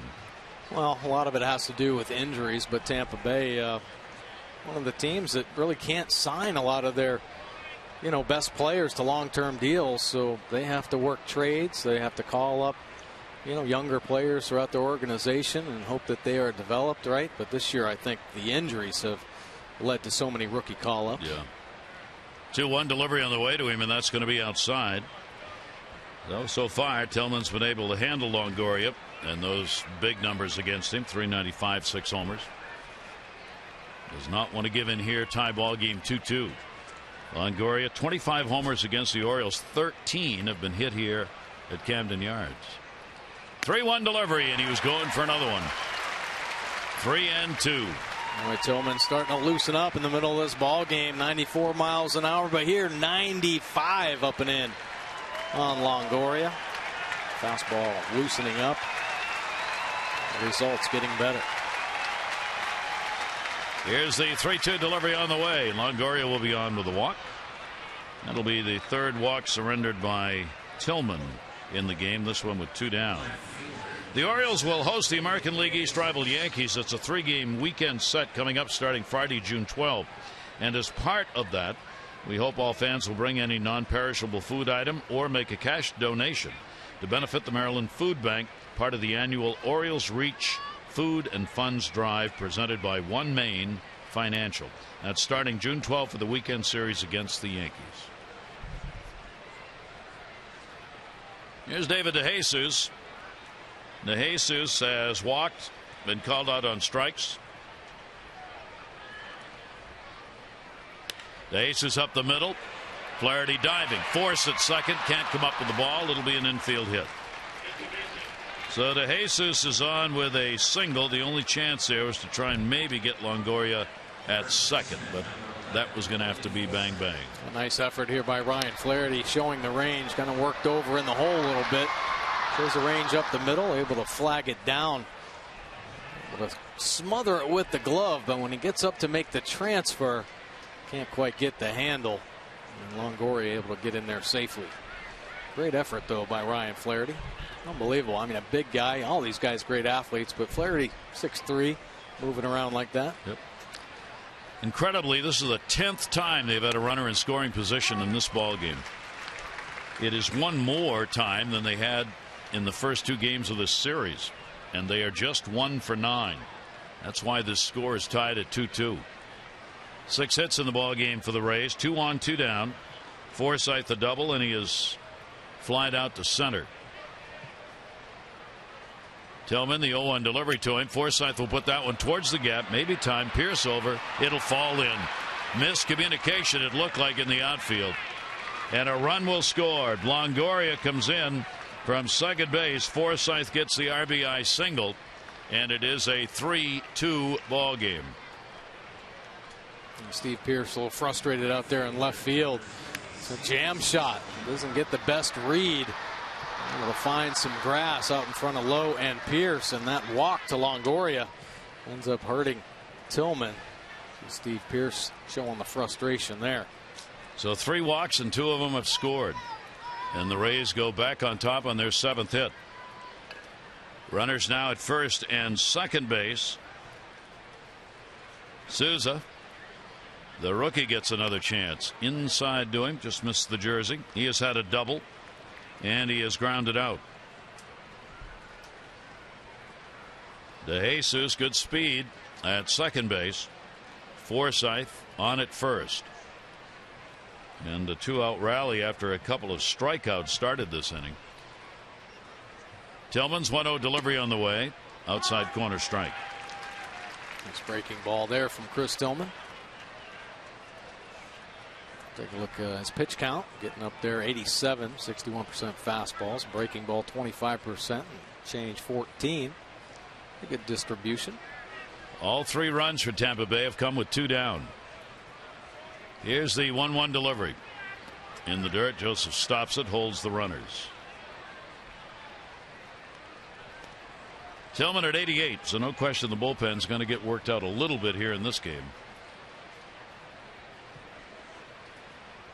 See Chris Tillman's pitches by inning. That second inning, tough one, kind of laboring through 26, and then here in the 5th, 21. It looked like it was going to be a very effective inning after back-to-back punch-outs, but then the walk to Longoria, back-to-back singles.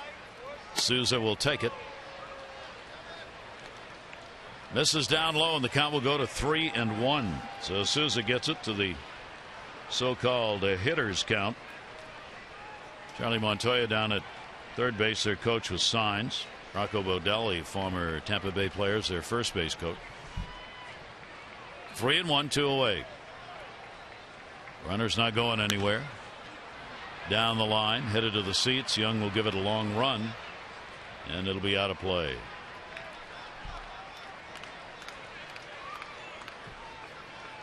Orioles will be heading to Houston for the first of 4 starting tomorrow night. They'll head that way after the game is completed today. Houston was losing to Chicago. They still are 4-0 in the 3rd inning, playing in Houston, where the rain is supposed to stop for a while today and then pick up again tomorrow. 3-ball, 2-strike count. Runners will go with 2 down. Souza waiting, and he drills it. Oh, mercy. Way back and left, and goodbye home run. Souza has delivered his 3rd home run in this series. And this one on a 3-2 count with 2 down is good for 3 RBIs and a 6-2 Tampa Bay lead. Well, I don't think Tillman expected this inning to go this way, and that'll prompt a visit from pitching coach Dave Wallace. Souza works it to 3-2, 93 miles an hour, right down the middle, and he lets it fly and squares it up. And he'll get that souvenir after the game as it lands in the Rays bullpen. Big 3-run shot for the rookie. Stays hot, keeps building on those rookie numbers. He is an exciting looking player out of Washington State and Washington State University. There's Chaz Rowe up in the bullpen. Souza came into this season having only 23 at-bats in the major leagues with Washington last year. He was involved in a 3-player deal with the Nationals. Boy, that's a big blow.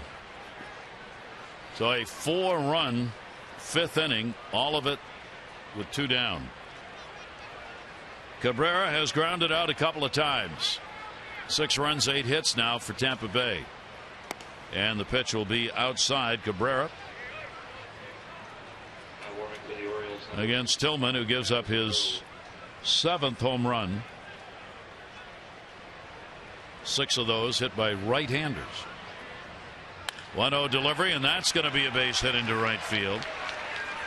So Cabrera is on, and that's it. Buck Showalter wants to see no more. He fires himself out of the dugout and will come to get Chris Tillman with Rowe warming up. So Tillman, who did a high wire act here for 4 innings, could not continue that here in the 5th. As the Rays mount the big 2-out rally, he will leave, and the Rays have a 6-2 lead.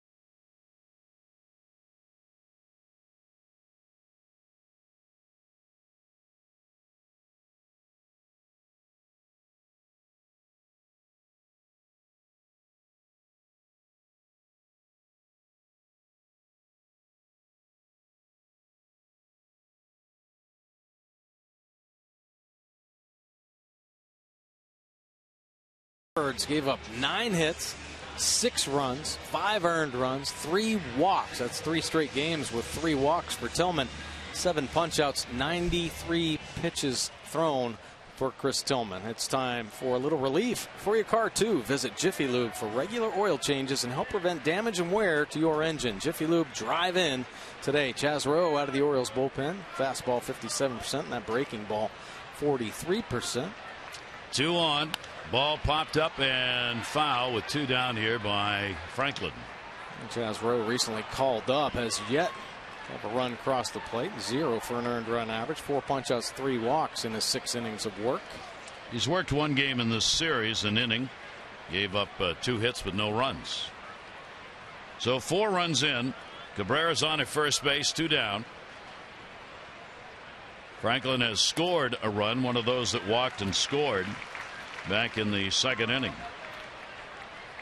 What an output here by Tampa Bay to be able to pick up 6 runs is just an enormous output for them to do it all with 2 down. Yeah, it's pretty amazing.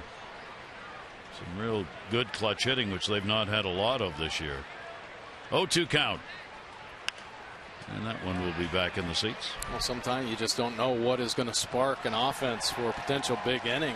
And this inning, it was Evan Longoria walking. And obviously didn't try to do too much. Jesus with the single and Forsythe the single. And they were able to let it roll on the Sosa home run. But try to get on any way you can. Unfortunately, 2 of the walks led to runs from Chris Tillman. 0-2 delivery on the way. And that looked like he got him. And he did. Bent that one in there and fooled him. So Franklin is retired, but 8 batters came to the plate, and it's now a 6-2 lead for the Rays.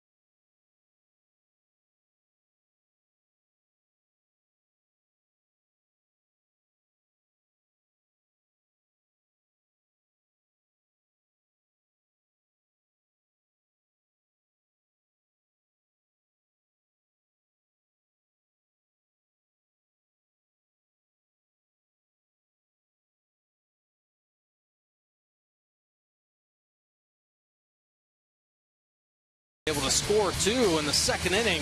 Delmon Young throwing in. Ball gets away. Franklin able to slide in safely, but DeJesus gets thrown out. Nice recovery by Caleb. Right, Flaherty making a nice play. Out by that much. Delmon Young.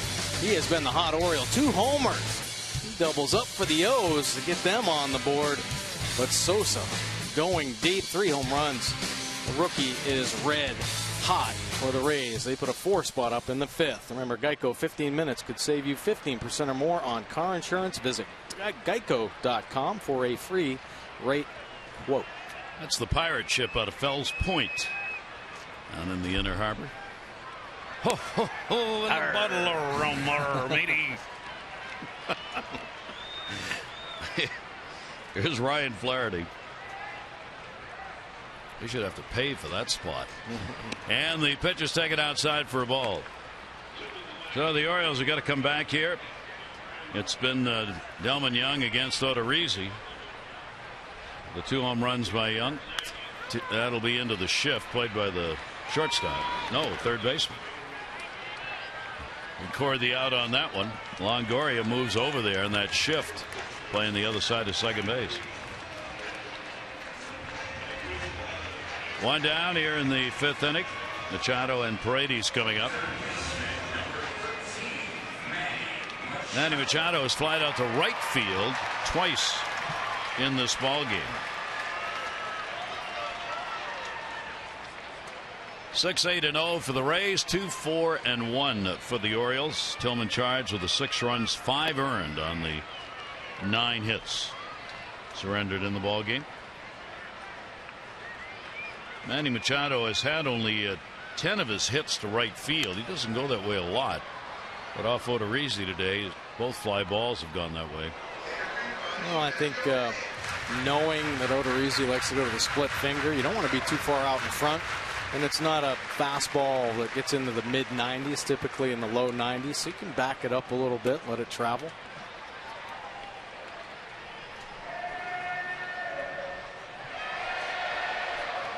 Two ball, 1 strike count of Machado.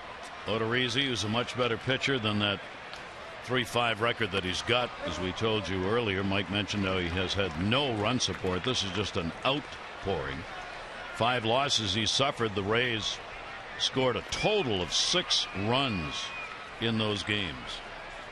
3-1 delivery on the way, and again Manny the other way and foul. It was interesting in their notes. They said that Odorizzi's the 2nd pitcher since '69, since the mound was lowered, to receive 2 or fewer runs of support in 9 of his 10 starts. The other was Andy Ashby at '94 San Diego. That's a base hit the other way. Franklin diving, could not get it, so Manny Machado goes the other way, this time on the ground for a single. So you want a chance to earn some signed swag from your favorite Oriole players? Follow @MassacOrioles on Instagram and tag your fan photos from the Rays series using hashtag #StingTheRays to be automatically entered to win. Contest ends today. Don't delay. Check out @MassacOrioles on Instagram for more details. Blimp high overhead. Great shots today. Both the ballpark, the Inner Harbor, on this 86-degree day when we started. Some high overcast. A great day for baseball. Runner on is Paredes. 0 for 2. He's grounded out, struck out. He's 0 for 10 in this series. And he'll take it up high for a ball. Paredes had his problems against this Tampa Bay team on the year. He's had 3 hits and 22 at bats against them, and he's a .156 career hitter against Tampa Bay. 1-0 delivery to him. That'll be in there for a strike. A lot of people have problems with this Rays pitching. Some good arms. It seems like they continue to just bring them up through the system or trade. Like Odorizzi came over by way of trade from Kansas City. 1-1 delivery on the way, and there's a typical Paredes cut, especially when he's even or up in the count. 1-2. Now Paredes lets it fly. I mean, he's familiar with his own strike zone. If he recognizes a ball there, he is not getting cheated. Manny Machado, the lead at first base, swing and a miss. So Paredes has struck out twice. Talked about body language earlier. There's some body language going on right now. Paredes knows the struggles have hit him. Take a look at our Major League Notebook, the East Wins page. Toronto Blue Jays 3-11 record in one-run games. 6 of the last 8 have been losses by 1. Carlos Beltran, the Yankees, 2-run homer yesterday. They had a comeback win on the West Coast and a losing streak. Dustin Pedroia, Red Sox lost again. We played terrible, no energy. That was bad. That was the quote after the Saturday loss, 8-0 against Texas. Well, here's the matchup. Runner on at first base, 2 down. Delman Young's delivered 2 home runs. You know, Odorizzi wisely throwing one out of the strike zone. Buck Showalter says even when the bases are loaded, there's an open base. 1-0 delivery on the way. That 2 will be outside. And you know Delman Young came to the plate saying to himself, I'm probably not going to get a good strike to go after on the first couple of pitches. Maybe not at all. See how Odorizzi works to him.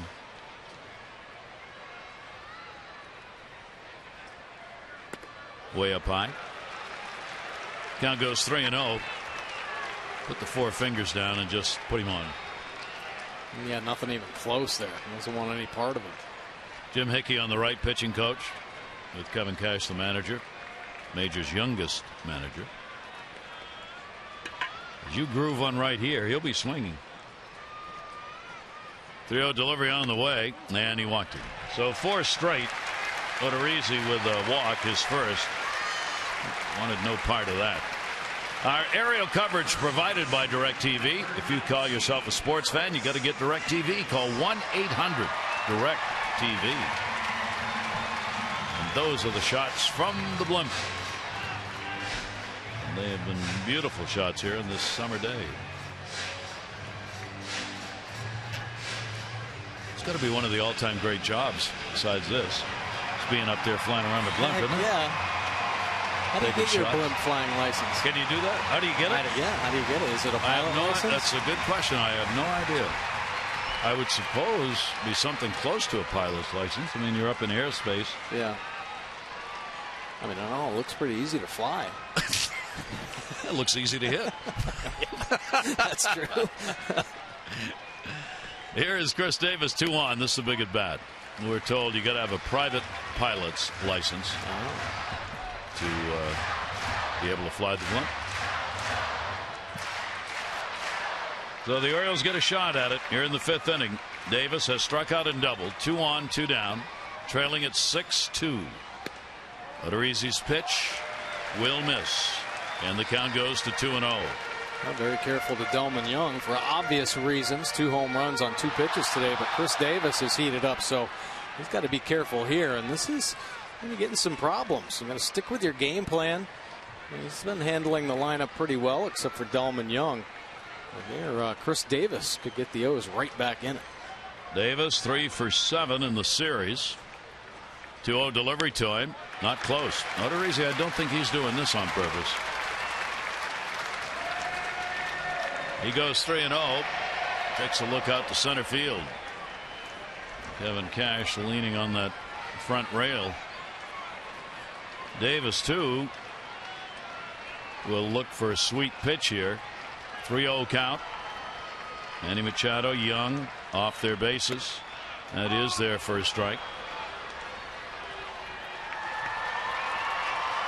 Both pitchers today, Tillman and Odorizzi, looking to get to the W column. Odorizzi has lost 3 and had a no decision in his last 4. Tillman, not a win in his last 6 starts with 5 losses. 3-1 pitch on the way. Now that's going to go to the backstop. The big ricochet. Ball 4 anyway. So Davis is on and the bases are loaded. First 2 walks of the ball game for Odorizzi. And that will bring Jim Hickey, the pitching coach, out to the mound. He was a little tentative there, falling behind, didn't have the good fastball command, so he went with that split finger and spiked it in the dirt. Back-to-back walks here And Steve Pearce, who's had great success against Tampa, stepping up with the bases loaded.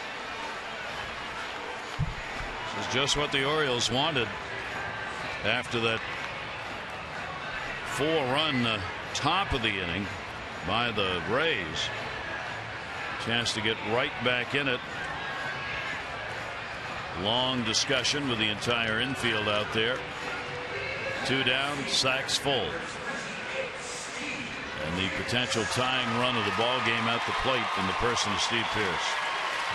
Pearce 8 career home runs against the Rays. Up close to 300, 286. Steve has gone 1 for 3 with the bases loaded this season. One of them was the grand slam. Orioles have only a couple grand slams this season. That'll go towards third. They got to make the play at first and 1 pitch, and Odorizzi gets out of the inning. So no runs on 1 hit, a couple of walks. The Orioles will leave the bases loaded. Rays lead 6-2.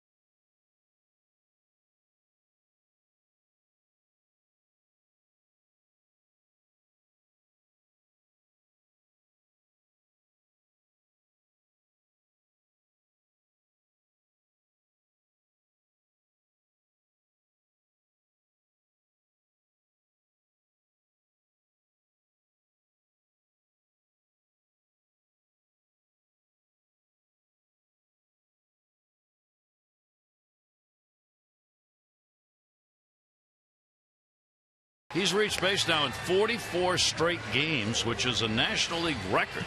And after he reached base in that ball game last night, he had to come out. He had the flu or some sickness, ended up coming out of the ball game. How about Major League attendance? It's up from 21.3 last year to 21.6 and led by Kansas City. Kansas City Royals, their attendance at home is up 11,600 fans per game. Wow. From last year. A lot of that, I'm sure, in season ticket sales based on the success they had last year. A monster year. Kansas City has been hungry for a winning team, and Kansas City making it all the way to the World Series last season. And those are the benefits you get, turnstile count-wise. Here's Bobby Wilson, the only Ray who did not hit in the 5th inning. He's got an RBI single, and he has struck out. Chaz Rowe remains on the mound. He came on and got the final out in that 5th inning. Odorizzi comes up with a big out to get Pearce with the bases loaded and get out of that inning. Rowe's pitch is on the outside corner for a strike. Top of the order, Kiermaier and Butler will follow.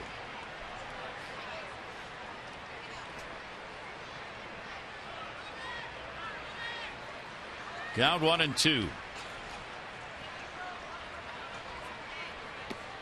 He'll be outside. Pitch to look at. 2-ball, 2-strike count.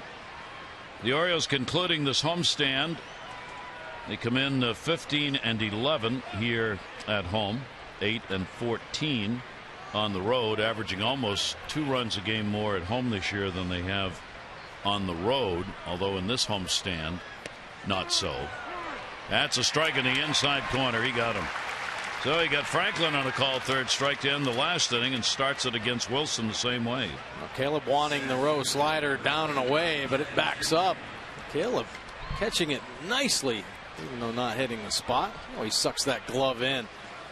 Gives home plate umpire Larry Vanover a good look, helping Chaz Rowe out. It's the first out of the inning. Here is Kiermaier, top of the order. He has struck out 3 times, trying to avoid the golden sombrero. Top of the 6th inning, a 6-2 lead for the Rays, trying to take the series. Orioles series record: 8 series wins, 6 series losses, 3 tied. 0-1 pitch by Rowe. Had our crack research crew here, Kevin. He looked up the number of consecutive games reaching base, the record in the American League, since we had the record with Holiday at 44 in the National League, held by Ted Williams back in 1949. 84 consecutive games reaching base. Oh my gosh. Was that the year he hit over 400? Yeah, in 1949. Yeah. Wow. Splendid splinter. 1 ball, 2 strike count. Swing and a miss. Boy, did Rowe bury that one. That's 3 strikeouts for him in the 3 batters faced. You know, you have some pretty good stuff when you see a major league hitter have the underwater hack. Of course, Kiermaier having a tough day, his 4th strikeout, but a great slider from Rowe, burying it down in the dirt. Good fastball movement. Kiermaier thinking he's got to gear up for it. Caleb Joseph recognizing it. Good pitch call there. Joey Butler, double, single, and he is struck out there. DH down to first, fair ball right over the bag. Young will chase it down, making the turn. Butler. Young's got the cannon. Here's the throw. Not in time. It is a stand-up double for Butler, and he's got a 3-hit ball game. Butler swinging it, using the opposite field, painting it down the chalk line. Kicks up chalk right off the bat and hugs the line for a double. Delman Young, nice job getting to the ball, and then the good throw. Almost able to get Butler. So Butler adding to his 300 average against the Orioles this year with a 3-hit ball game. And a chance for another RBI. Here's Longoria. 0 for 2 and a walk, but a very big walk. 5th inning, 2 down. Couple of strikeouts by Tillman, and then he walked Longoria, and that's when the roof fell in. Pitch will be taken on the outside corner for a strike. After that walk, there's Oliver Drake warming up. Longoria walked. The Jesus single, Forsythe single, Souza home run, Cabrera single, and that was Tillman's last batter. 0-1, 2 down. 3 for 11 with runners in scoring position today. An inordinate number of opportunities for any team, much less Tampa Bay. It just doesn't get very many. They had 9 in the first 2 games, such chances, and 11 here in this one. 1-1 delivery by Rowe. Popped him up. It'll head back to the seats and be out of play. This copyrighted telecast presented by authority of the Orioles may not be reproduced or retransmitted in any form, and the accounts and descriptions of this game may not be disseminated without the express written consent of the Orioles. 1 ball, 2 strike count. Runner on at second base with 2 down. Crowd quieted by the Tampa Bay offense right now. 1-2 delivery by Rowe, and he gets him. So Longoria goes down swinging. That's 4 strikeouts for Rowe. A runner left on.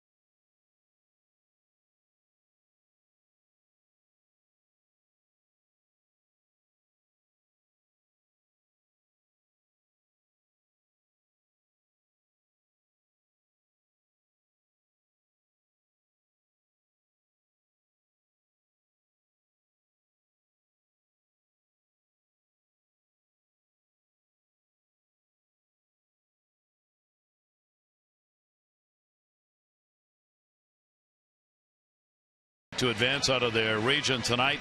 College World Series in Omaha, and you were there twice with the Black Bears of Maine, right? Yeah, we were. Got to go in '84 and '86. Of course, it's a different format now. Back then, it was a regional tournament, and then you go to the World Series. Now they have a super regional, much tougher for schools, especially smaller schools, maybe not considered baseball programs, to make it to the World Series. So it's great that Maryland playing so well now, but they have to make it through the super regional as well. Yep. All right, show. Oh, fill the signs to dear old Maine, shout till the rafters ring. Okay. That's not the Maryland fight song. Well, no, that's we're from Maine. Oh, that's right. Sing the Maryland fight song until after they win and move on to the super regional. Odorizzi has gone the distance here. Pitch will be grounded down to third and foul. And we wish the Terps well. That's a big day for him. And as we said earlier, it's a great chance because UCLA Bakersfield will play at 7, and then the winner of that game has to come right back out and play at 11 o'clock Eastern time against Maryland. So if you're Maryland, you hope that first game goes about 17 innings, that they use every pitcher available to win and change their uniforms and come back out. Good luck to them. 0-2 the count here.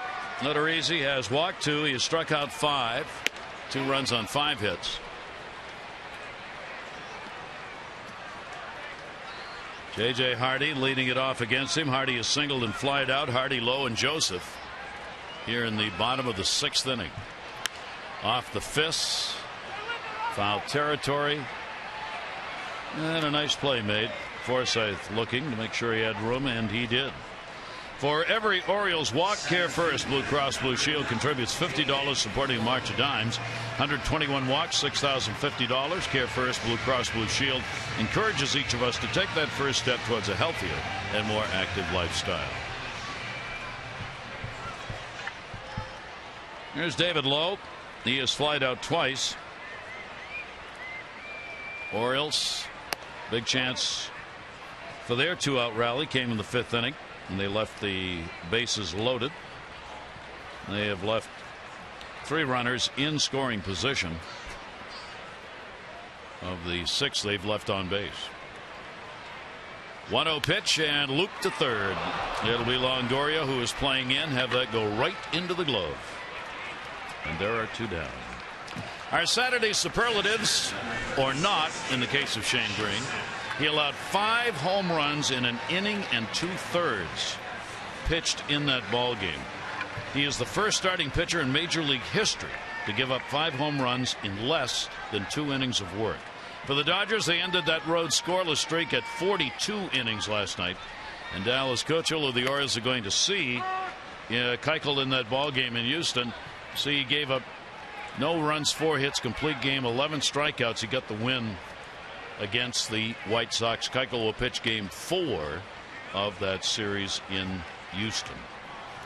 That Keuchel pretty nasty. Orioles able to get to him here at Camden Yards, but he's picking up his 7th win of the season there in that complete game. Not much question. Keuchel's one of the best going right now. And you look at outstanding pitchers in the game. He certainly is one of them. 2 down here, nobody on. Caleb Joseph 0 for 2, robbed of a hit by Kiermaier his last time up. 4th inning, the center fielder chased it down to the wall, made a nice catch down the line the other way and foul. Is there a reason against Odorizzi why so many right-handed batters foul down the right field side? Well, I think it's the fact that they're trying to wait on that split finger. They do not want to get too far out in front. If he senses that, or the catcher Wilson senses that, he'll start throwing the fastballs to beat him. And right now you see some Orioles hitters just waiting, being patient, and then a little bit late on the fastball. But Odorizzi has one of those surprising fastballs, a little sneaky life to it. I mean, it isn't 95, 96 consistently, more high 80s, low 90s, but for some reason, a little bit of extra life when it gets to the plate. Up and away, and a 2-ball, 2-strike count on Caleb. Orioles with only 5 hits in the ballgame, 2 home runs by Young. Davis has had a double. Hardy and Manny Machado have had singles. And that's it. on the outside corner. Caleb didn't like the call, but it's a 1-2-3 inning, and that'll be strikeout number 6 for Odorizzi. It remains a 6-2 Rays lead.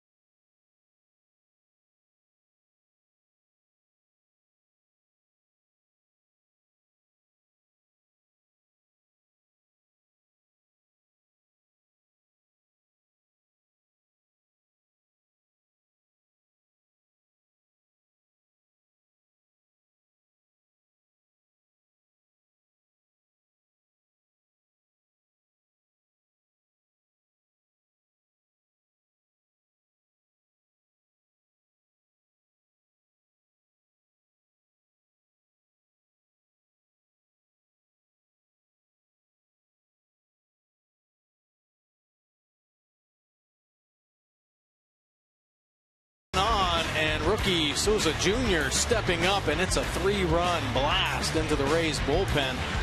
He knocks Chris Tillman out of the game, going for Rookie of the Year here early. Push 10 home runs for Souza. Top of the 7th here, Rays up 6-2, and Oliver Drake now in for the Orioles. 38% fastballs, 4% breaking balls, and the nasty split finger 58% of the time. See Oliver Drake's numbers. 3 games. This will be his 4th appearance. Nothing for an earned run average. 4 punch outs. 3 walks in his 5 innings of work. Great numbers. AAA Norfolk earning the call up here recently. Tampa Bay up on top by 4, trying to take 2 out of 3 in this series. For the Orioles, they're trying to have a homestand. Couple games over 500. They're 4-3 currently. David DeJesus will lead it off. DeJesus, a base hit, a walk, and he's been called out on strikes. Now has a 4-game hit streak. Forsythe, Souza to follow.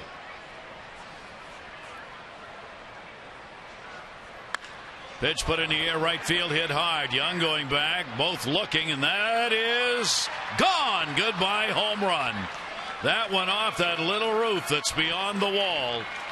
And Drake's first pitch is drilled 375 plus. And it is now a 7-2 game. Well, scouting reports get around. Drake trying to get ahead early. And DeJesus, who's been swinging the bat very well, jumps on the first pitch fastball. And yeah, it is a home run. Home run number 5. Nick Showalter took a moment for the video replay people to take a look as to where that hit, but it was up on top. So DeJesus delivers the 2nd home run of the ball game for the Rays, and they've got 7 runs on 11 hits in this ball game. Forsythe, a double, single, and he's flied out both times that he has reached base. He has scored in the ball game.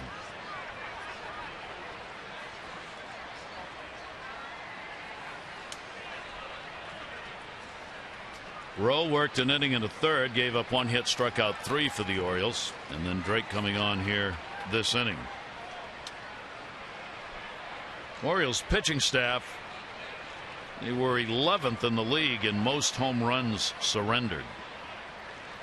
The Orioles have given up a few, and 2 more added to the numbers here in this game. 3-0 count on Forsythe. Rays have just peppered throughout these innings with some offense. They've had somebody on in every inning. They've left somebody on in every inning. 3-0 pitch way inside. He walked him. So after the home run, 4 out of the strike zone. Make every day game day by uttering the official Orioles Maryland license plate. It features the popular cartoon bird. Played a great way to show your birdland pride, help support Orioles reach, and the community proceeds going to the Orioles Charitable Foundation.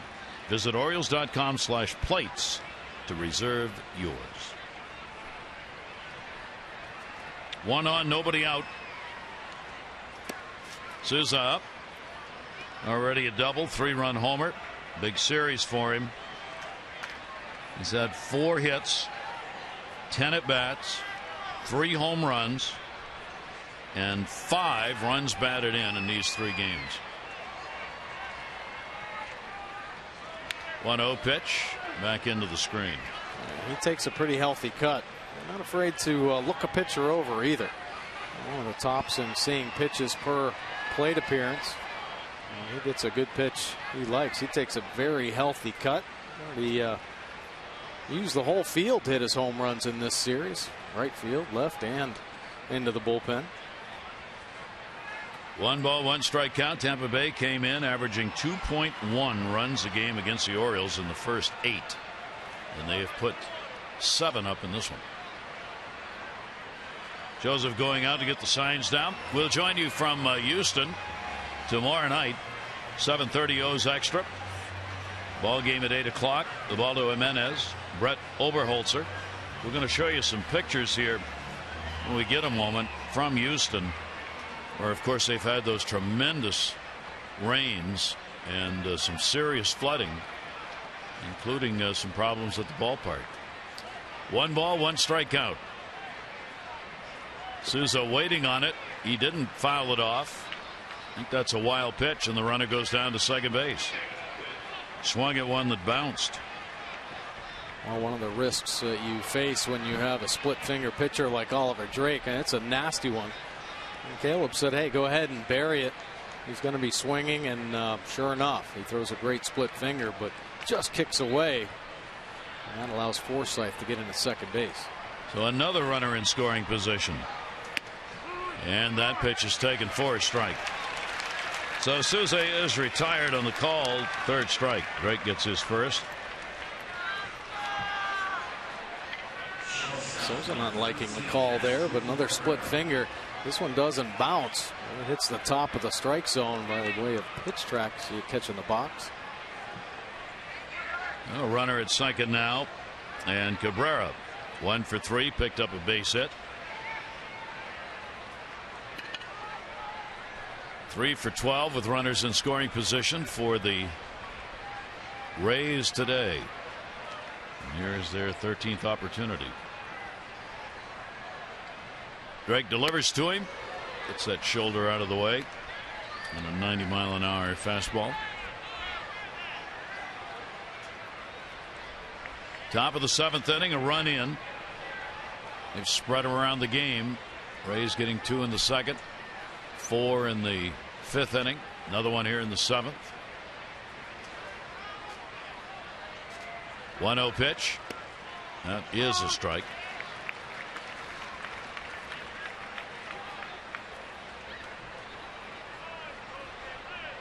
All the arms that the Orioles have reached down and called up here in the month of May have done a nice job. We just saw Chaz Rowe come in out of the Orioles bullpen. Oliver Drake putting up his first earned runs with that home run, but he's pitched pretty well up until this point. Of course, Mike Wright, Tyler Wilson, who got called up this month of May, and the Orioles pitching really relied on that because they had some struggles in April and May.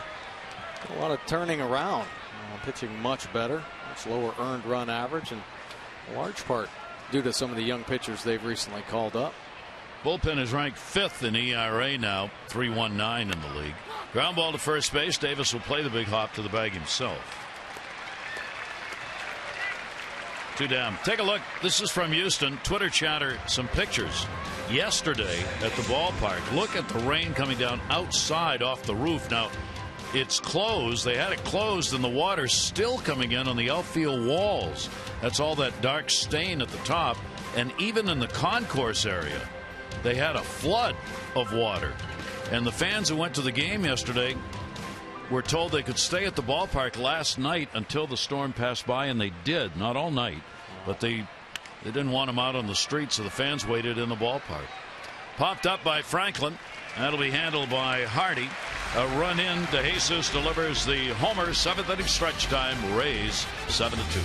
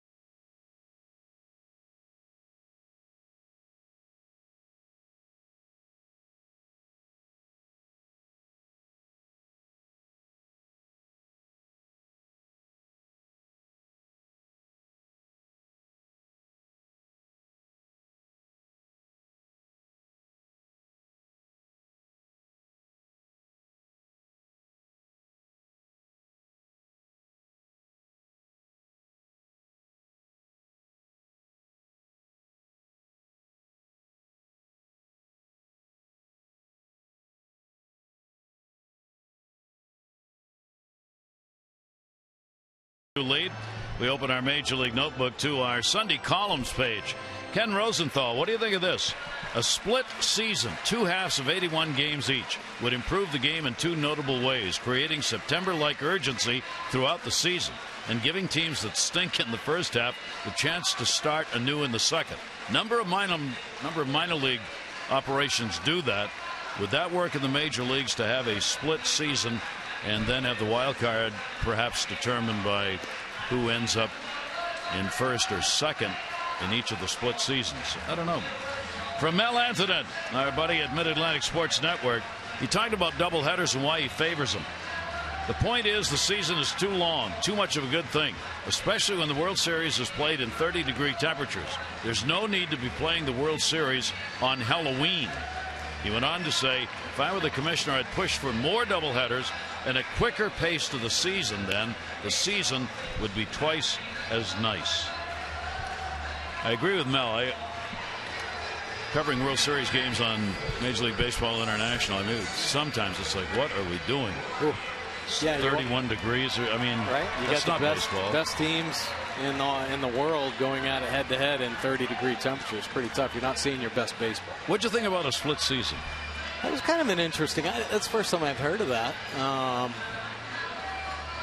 You have to think about it. Yeah, you really do. A lot of ramifications. Yeah. Whether you get, would teams tank if they won the first half and knew they were going to be in the playoffs because they won a first half title? Yeah. I don't know. It was interesting, though. Here's Ryan Flaherty. Flaherty has struck out, grounded out. And we'll foul it back, bottom of the 7th. I don't know that playing double headers is the answer, though, either. I mean, a lot of managers don't like that. I mean, potentially can mess up your rotation and bullpen for a week and have to reach down into the minor leagues. Up the middle, off the glove. It'll roll towards the shift, and he'll have a base hit. Infield single. Longoria, who was over that side of second on the shift. Maybe if he'd been able to barehand it, but it would have been real close. Yeah, no stranger to that barehand play, playing third base, but a little misdirection might add a little different spin as it kicks off Odorizzi's glove, and then Longoria can't come down with it. And Flaherty picking up his first hit of the night. So the Orioles, leadoff man on. Geltz in the bullpen. Odorizzi's gone the distance. And the pitch will be outside. Manny Machado, a base hit. 1 for 3 in the ball game. Flaherty on at first base. Odorizzi 2 walks, 6 strikeouts in the game. 1-0 delivery, and it will be there for a strike. He has pitched into the 7th inning. 9, now 10 of his 11 starts. Only 3 other starters in the majors have been able to do that. Keuchel's one of them. Max Scherzer, Corey Kluber the others. That's hit hard. Center field. Way back at the wall. Goodbye. Home run. Manny Machado delivers a 2 RBI homer to get the Orioles back in it. A 7-4 game. Beautiful swing by Manny Machado. He's been going to right field the whole ball game. That might have set him up for that home run straightaway center.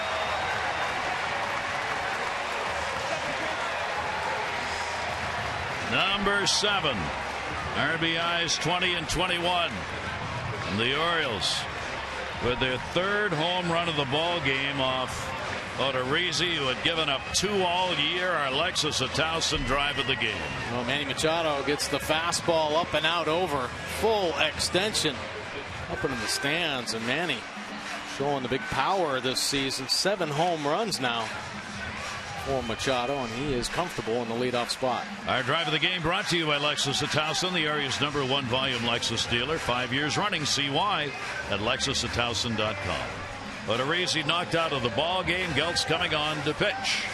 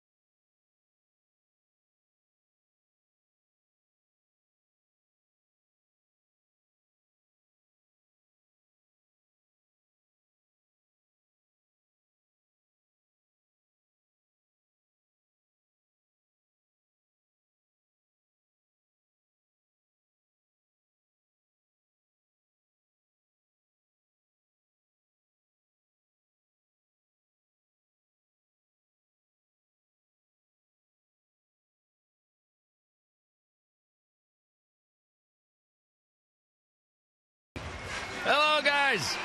Provided by DirecTV. If you call yourself a sports fan, you got to get DirecTV. Call 1-800-DirecTV. Thanks for the great shots. Jake Odorizzi out of the ball game. 6 innings of work, gave up the 7 hits, and the Orioles were able to stick 4 earned runs on him. 3 home runs coming into this ball game, only giving up 2, but Delman Young touched him for 2, and Machado picked up a 2-run shot. He gives way to Steve Geltz. Fastball at 60% of the time, breaking ball 24%, and that change at 16%. It's a split finger.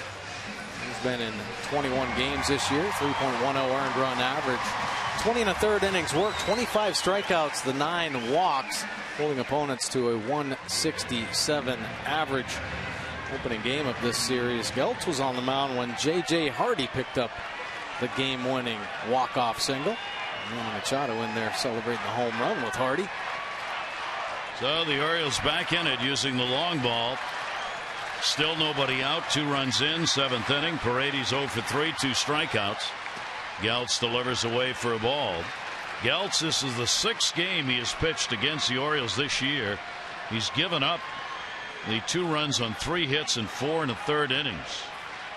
2 walks and 8 strikeouts against the Orioles this year, and Gelt's way inside. And the throwback to the pitcher goes off the bat of Paredes. How often do you see that not happen? Wilson trying to throw the ball back to the mound actually hit Paredes' bat, and it trickled down the third baseline. It's a hot bat. Yeah, he hit the catcher pitching. 2-0 count. Paredes will take that, and it's going to be outside, so the count will go to 3-0. McGee in the bullpen.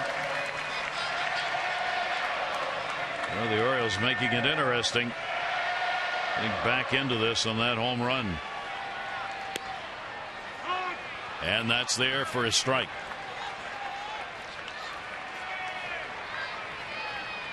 And Odorizzi will watch now. This has not been a good ballpark for him to pitch in.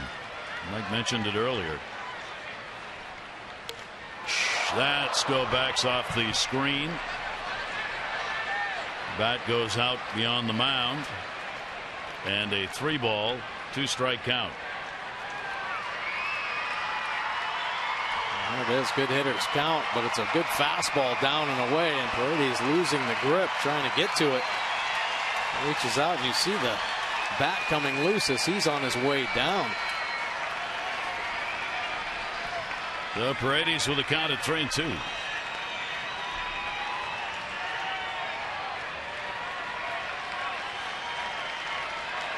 Pitch on the way to him.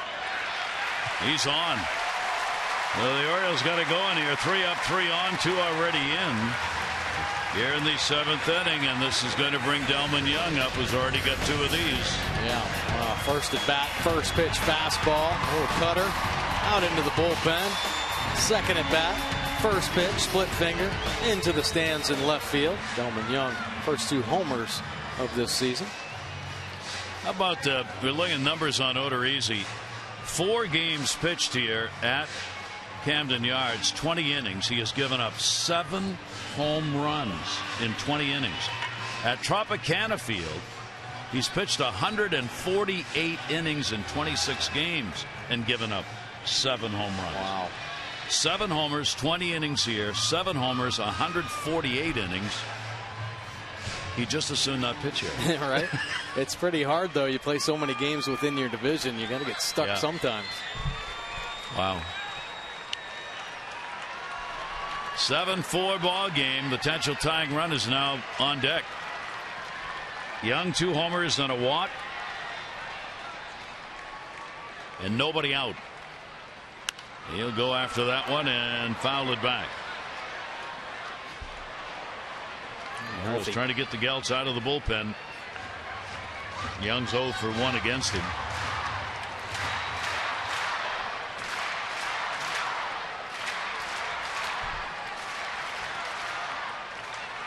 Short lead at first base, Paredes.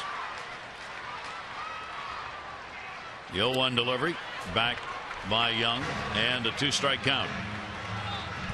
Good swings there from Delmon Young. Very confident swings. Of course, who wouldn't be after hitting a couple home runs? Delmon Young came in against the Rays 1 for 15 this year. And then in his first 2 at-bats in the ball game, it's 2 home runs. Here's the 0-2 delivery on the way, and that's a big cut, foul back.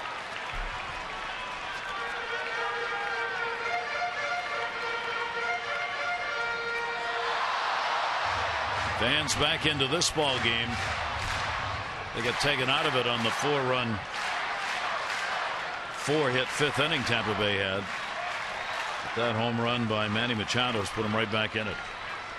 Here's the 0-2 delivery. Young protects. Nice job protecting, too. Whatever you can to keep the at-bat alive. Wait out a mistake. That's what Delmon Young's trying to do right now, and a great fastball down and away. You see the 4th pitch off the plate. It's a little too close. Can't take any chances, and he comes up with a way to get a piece and prolong this AB. Came in hitting .328 here at Camden Yards. 80 points higher than on the road. 0-2 delivery on the way, and another launch shot. It is deep. Has he done it again? At the wall, no. Hauled in by Kiermaier, and everybody was up as Young made a bid for his 3rd home run of the day. Pretty good pass right there. Some great swings from Delman Young. And take a look at the swing from Delman, pulling the hands in, and look at the torque. Big, strong swing there from Delman Young, and it was close all the way out to the wall. So that will be it. Geltz will come out of the ball game with a runner on here in the 7th inning, and the Orioles have made it 7-4.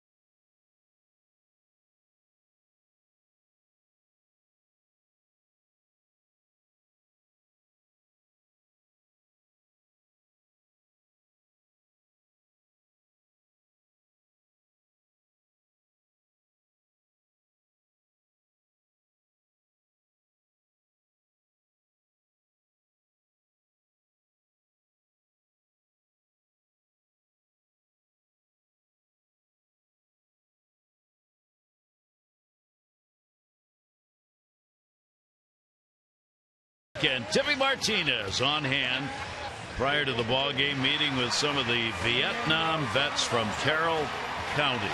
Tippy signing some autographs for them, and they were recognized here during the 7th inning stretch at Oriole Park. Great to have him with us. And Jake McGee now into the ball game for the Rays. Pretty much a 2-pitch power pitcher, primarily the fastball 92% of the time. And velocity varies from 91 up to 97, and has a slider. 6.23 earned run average. 4 1/3 innings of work for McGee this year because he was recovering from elbow surgery. So just got reinstated the middle of the month. 7 punchouts, no walks for McGee. One-time closer looking to bounce back and get stronger, I think, as the season goes on. Well, he's going to face Chris Davis, who's actually had some success against him, including hitting a home run. Chris has gone 3 for 10 against McGee in his career. Runner on at first. And Davis this year, average-wise, it's starting to come on the climb, but he's hit lefties very well, up over 300 this year, hitting lefties. A walk, a double, and a strikeout in the ballgame for Chris, and he goes after it with a big cut. And an 0-1 count. Well, the Orioles back in it here so far with a 2-run bottom of the 7th inning.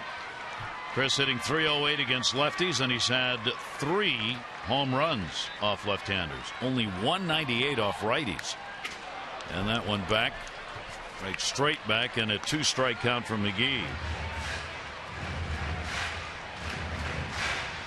Davis, the last 6 games, impressive numbers, 3-9 to 4 home runs and 7 RBI. Have to come up big here in this situation. Geltz, a third of an inning, responsible for the base runner on. Paredes down at first base, 2 down, 0-2 count with 1 out, pitch outside. Wilson had to go out to get that and did. Well, McGee in to try and hold the fort. McGee's second appearance against the Orioles. He's worked 1 inning in this series, gave up nothing, at a strikeout. Paredes on with the walk, being held at first by Forsythe.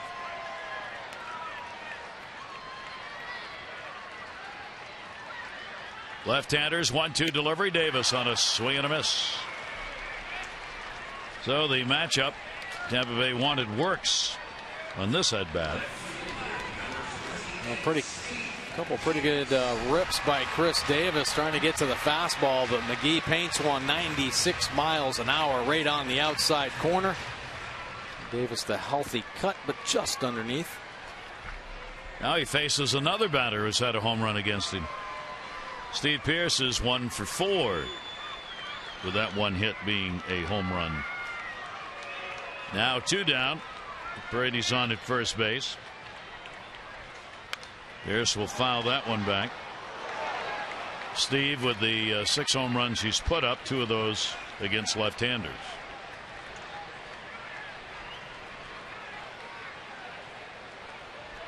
Teams have combined for 11 runs in the ball game. On April 7th, these two teams had 11 runs. Orioles had a 6-5 win in the ball game, so this is the most runs combined they've put up this season in this series. We really have had only 2 games where there's been this kind of offense shown for a combined output. Buck Showalter happy to see it showing up here after the Orioles were shut out 3-0 in the ball game yesterday. 0-2 count on Pierce. Yeah, Buck along with hitting coach Scott Coolball and most of the Orioles offense hoping for some more consistency at the plate. McGee delivers and jammed him down to third. Longoria force at second. Will go there to get it. Second baseman Franklin had to back up out of the shift there. Manny Machado, 7th inning, home run number 7. Good for 2 RBIs and brought the Orioles to within 3 as we go to the 8th.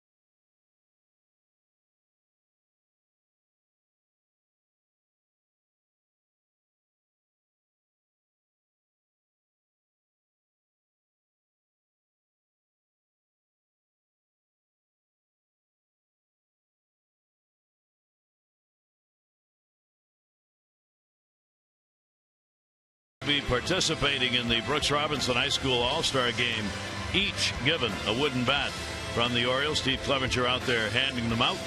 The top seniors from Northern Maryland against the best players from Southern Maryland will play right after this game today here at Camden Yards. It is the past 33 years the game sponsored by the Orioles. The Brooks Robinson High School All-Star Game. They're getting ready right now in the clubhouses for the 2 clubs.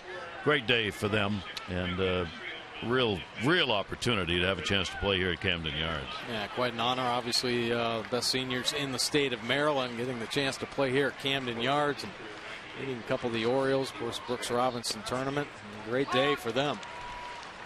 So we go to the 8th inning, a 7-4 ball game. Orioles being out hit 11-9. Each team has left 7 on base. Brooksy. 0-1 delivery on the way, and that will miss down low. Oliver Drake on the mound for the Orioles. Tillman on the hook in the ball game. 6 runs, 5 earned, 9 hits, 4 2/3. Rowe worked an inning and a third, gave up 1 hit, struck out 3. That ball will be laced deep and foul down the line. Odorizzi, a chance to be a winner 4 runs, 7 hits over 6+. Geltz came on the third of an inning, gave up a walk. McGee coming on in relief as the home run by Manny Machado, the big blow in that 7th inning. Pitch will be bounced. Well, the Oriole bullpen now trying to hold this right here, well within striking distance for the Orioles, with a couple of at-bats left in the game. It's nice to see the long ball starting to come back for the O's.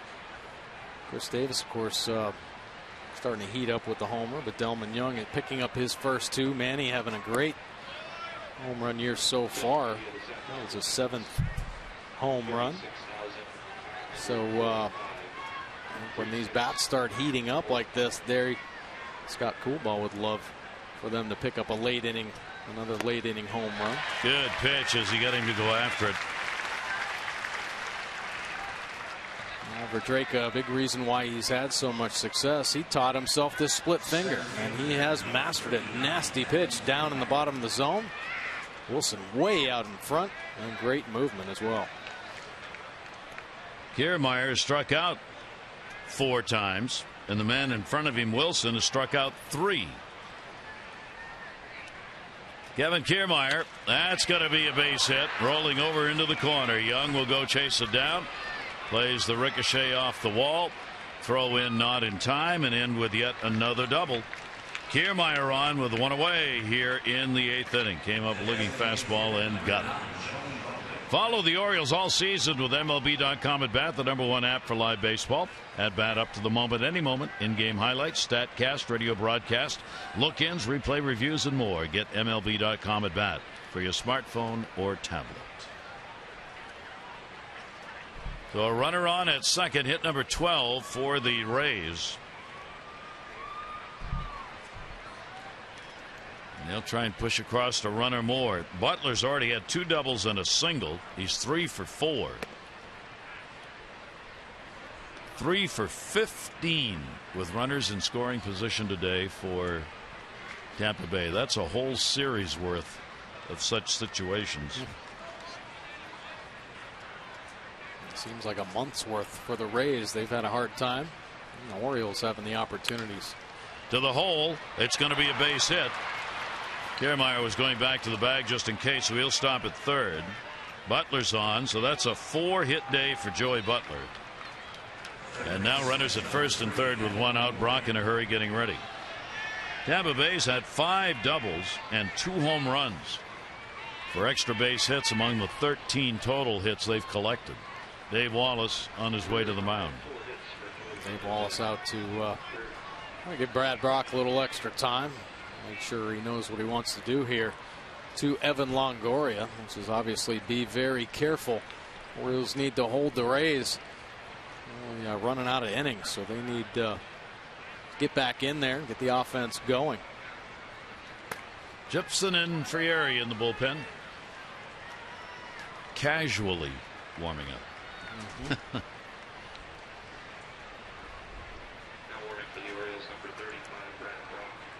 We're in the 8th inning of this rubber match of the 3-game set. First and third for the Rays. Longoria walk, run scored, 0 for 3. He's had only 1 hit in the series, 1 for 9. Down to third and foul. Longoria, lifetime .268 against the Orioles and 25 career home runs. Not those kind of numbers so far this year. He's hitting less than .217 now against the Orioles this year with 1 homer. Longoria got off to a very slow start. Work himself back in. It looks like guy never stops working, though. Every game the Orioles played down in Tampa, he was out early working on his swing, trying to get that home run stroke back. Start of the day as the leader on this ball club, 24 RBIs, and he's hit .311 since the 22nd of April. So he's put together a very solid 5 weeks at the plate. 0-2 delivery on the way. Longoria punches that one back. 36,945 today, 36945. at the ballpark on this Sunday afternoon to see the Orioles.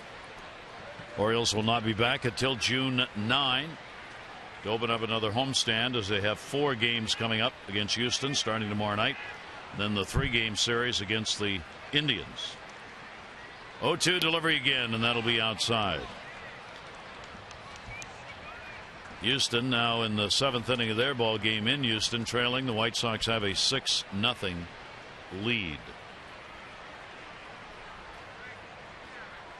1 ball, 2 strike count on Longoria. Up in the air, left center. Pierce, runner tags, ball put away. Kiermaier, he'll come in to score. Runner will remain at first base, and for some reason the throw came into third. Right. So a sac fly, Longoria gets the RBI and extends the lead to 8-4. Kiermaier, great speed at third, so this one should go uncontested. The ball gets flipped into third base, and Butler got caught with that throw to third. I think a little bit of a deke right there, and he ended up going back to first. So ball's got to come into second. And Kirby scratching the head a little bit. So credit the RBI to Longoria. I'm just talking about the fact he was the leader for the ball club. It's a big run. 8-4 ball game late. These so-called tack-on runs that oftentimes matter so much. 25 batted in on the year for Longoria. David DeJesus, runner at first base and 2 down. Big day for DeJesus. Walk, single, home run, 2 runs scored. Got caught in a big play at the time, and still a big play in the ball game. 3rd inning. He had drawn a walk. There was a wild pitch. Tried to move up to second base. Throw went down, and he ended up sliding in, but went by the bag. They used their challenge. The call out on the field was upheld. It was the 2nd out of the inning. Fouled away. 1 ball, 2 strike count. DeJesus, another multiple hit game. Yeah, that's 10 multi-hit games in the month of May, so he's really heating up.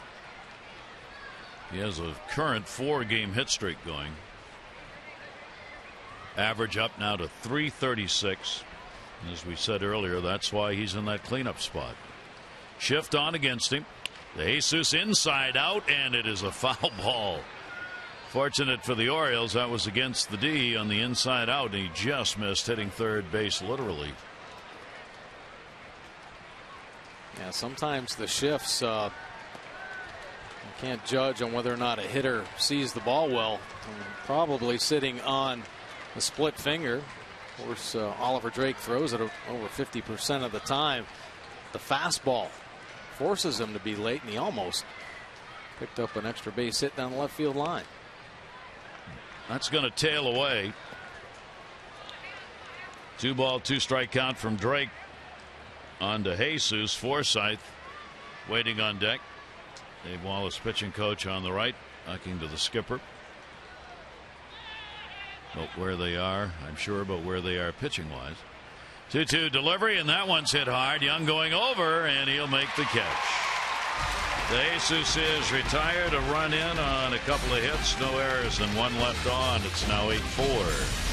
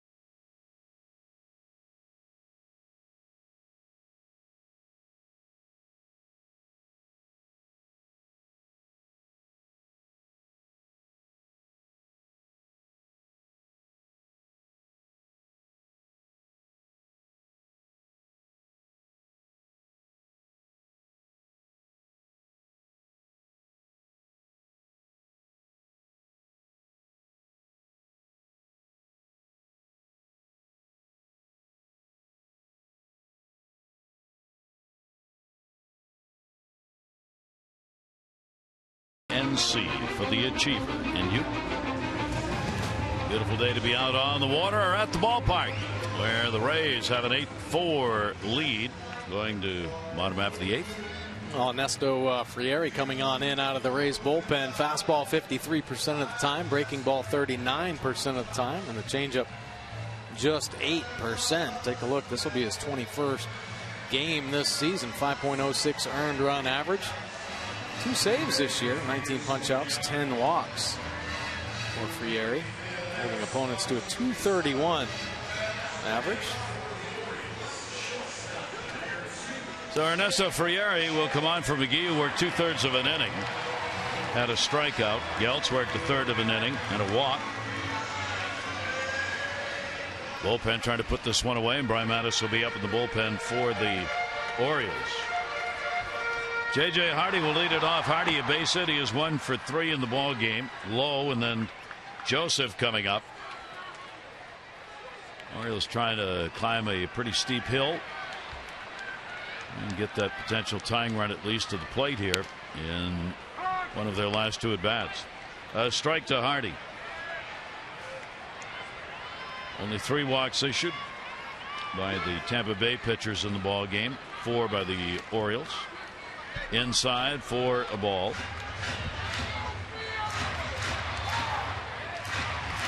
One ball, 1 strike count. Frieri, longest outing, came against Seattle Tuesday for this year. As Frieri worked an inning and 2/3, didn't give anything up. Had a walk and a strikeout in that ball game against the Mariners. 2 ball, 1 strike count. Trying to get Frieri's confidence back up. He's given up runs in 10 of his 20 appearances this season. Pop up back. And it is over the screen just barely. The Orioles would like to get that one back and maybe an extra 1 or 2 here off Frieri. Give him a shot.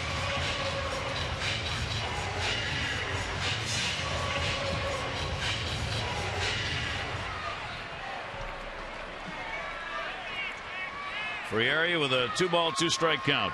Veteran pitcher, 29 years old. Hardy will go down to 3rd, right along the line. Longoria. 1 down, 8th inning.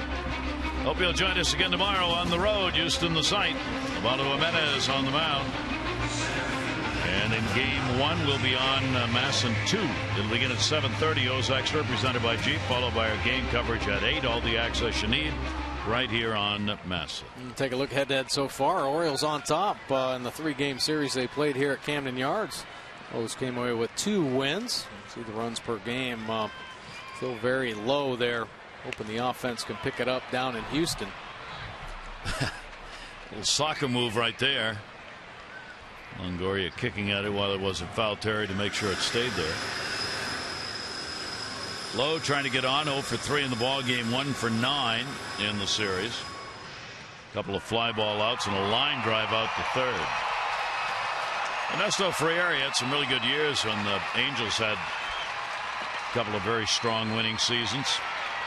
He had 23 saves in 2012 combined, then 37 in 2013 with Los Angeles. Then moved over to Pittsburgh, and now here. 0-2 count.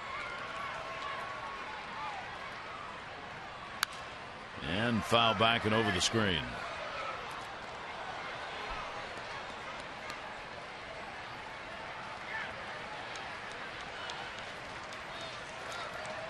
Low to be followed by Joseph. And the Orioles looking for base runners. Will be up high. Orioles did get the lead in this ball game, 1-0 first inning. It didn't last though. Tampa Bay came back, got 2 in the second. Orioles tied it up in the 3rd, and then that big 4-run 5th inning for the Rays put them out on top, and they've had the lead since. Low hanging tough, fouls it back again. A 1 ball, 2 strike count. You saw Adam Jones there talking with Delman Young. Adam, a couple days trying to get that swelling out of his ankle. An awkward slide at home plate. Try to get him healthy. Well, he typically plays every day. A little beat up, running into walls, diving for balls, breaking up double plays. That'll go towards second base. Franklin. 2 down. Orioles and their fans hoping Adam will be able to play in the ball game tomorrow. But we said earlier about Showalter made no commitment on that. But we'll see whether or not he gets in against Houston in game 1. Tampa Bay Ball Club will continue on their road trip. They've got to go to Anaheim and Seattle. 13,000-mile road trip. That's pretty good. Here's Caleb Joseph. 2 down, nobody on. And the pitch will be taken for a strike.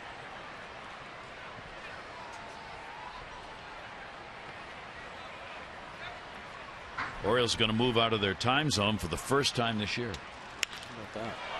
That ball down the line. That'll be foul. Orioles have played everything in the Eastern time zone until tomorrow night with Houston. So 7:30 for O's Extra and 8 o'clock for the ball game. 0-2 count. Caleb Joseph 0 for 3 in the game, 0 for 6 in the series. Caleb has had a home run against the Tampa Bay Rays this season. 0-2 delivery to him. That'll go to the hole. That's a base hit. So Joseph gets on with 2 down here in the 8th, and the Orioles would like to match what Tampa Bay did after they were 2 down in the 5th inning when they got 4 runs and 4 hits. Yeah, stringing something together here with 2 outs would be a nice thing. Ryan Flaherty has a good bat. Turn this lineup over. Machado a couple big hits in the game. A home run. Ryan Flaherty can swing it all right too. Picked up a base hit, a couple home runs for him, a couple doubles first game. Ryan Flaherty with 2 away, and the pitch a strike on the inside corner. 8 hits now for the Orioles. Brock joining Mattis. Ryan ready to go. He's been up for the entire half inning. 1 for 3, base hit. Flaherty scored on the home run by Manny Machado in the 7th inning. 0-2 count.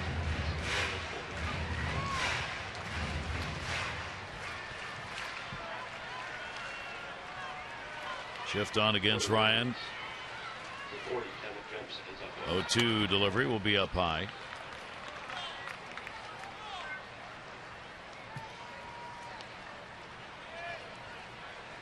Flaherty getting a look at Frieri for the first time. 1 ball, 2 strike count. Inside out, left field. Wind will carry it a little, but not far enough for Flaherty. De Jesus is there, puts it away. No runs on 1 hit, no errors, and 1 left on base. 9th inning coming.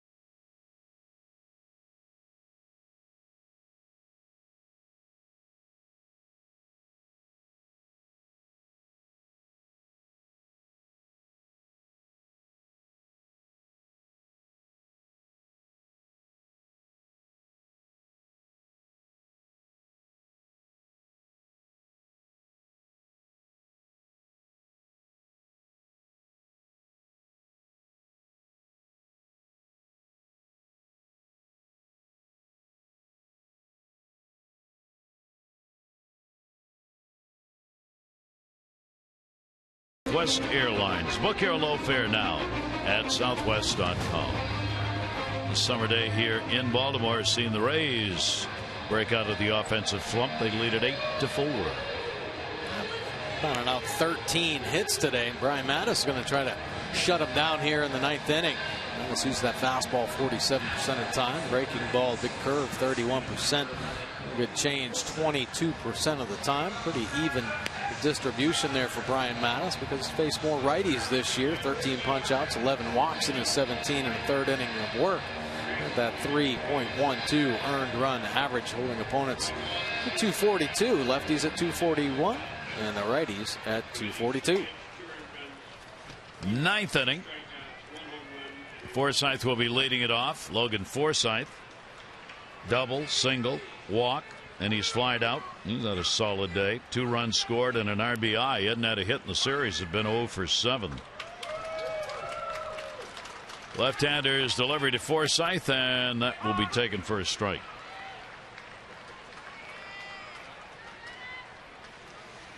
Mentioned how tight this Eastern Division is and probably will continue to be, with 4 games separating 5 teams coming into this Sunday of games.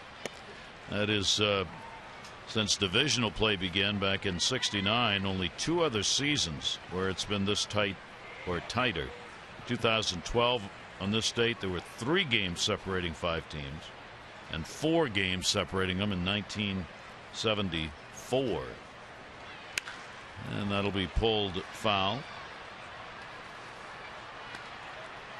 Boston today playing at Texas again, 2-2 in the 6th inning. They get shut out there 8-0. Things are getting a little serious in Boston as to what are we going to do. I know. Yeah, and then the media there in Boston is relentless, so they're hearing it from every angle right now. Team was really aggressive in the offseason. A lot of their parts just not working well together. 1-2 delivery on the way, and he just waved at that one. Brian Mattis gets the strikeout. Nice fastball for Brian Mattis. Forsythe a little in between after the breaking ball in. Mattis dotting the fastball right on the outside corner. Oriole pitchers have had 13 strikeouts in this game. Tillman got 7, Rowe had 3, Drake had a couple, and now Brian Mattis has 1. 1 away in the 9th inning. Souza, big day, double, home run, 3 RBIs, 5 RBI series, and down the line and another hit. Off the chalk and into the corner. Steve Pearce going over to get it. And Souza Jr.'s in. And the Orioles are going to remember that name as this rookie is putting up some numbers against them. Well, came in with a bunch of strikeouts, and here today finding out how to get the bat on the ball, painting that left field line for his 2nd double of the day. He's cruising on in there to go along with his 3-run homer. I think I counted these out. I think that's 6 doubles they've had in the ball game today. And the 2 home runs. A lot of extra base hits.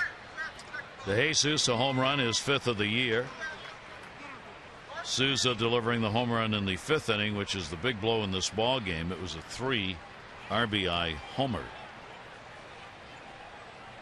14 hits for the Rays in the game. 1 down, runner on at second base. How many times has that been said today? And a half swing foul ball.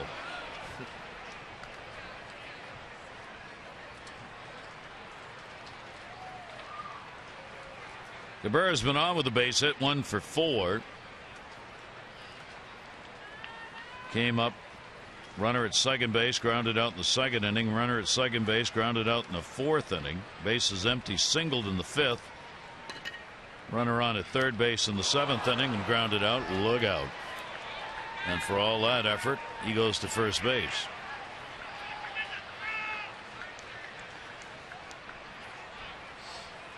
Brian Mattis trying to work the fastball in, catching a piece of Cabrera. Left arm. And more in the back. So Elmore will be the pinch hitter. Jake Elmore, who's played in this series, will hit for Franklin. Franklin had an 0 for 3, a walk and a run scored in the ball game. Elmore comes to the plate. He got some time in at first base. 1 down, 2 on here in the 9th inning. 1 for 8 in the series. Breaking ball in for a strike. Good pitch right there from Brian Mattis. Keep that ball down. Try to get a double play ball. Get out of this inning. The Orioles offense another shot.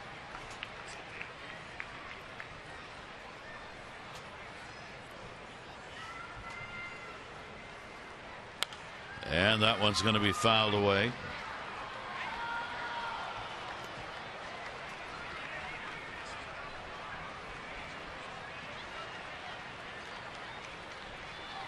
Yet another chance. 4 for 16 with runners in scoring position today. Orioles are 0 for 2.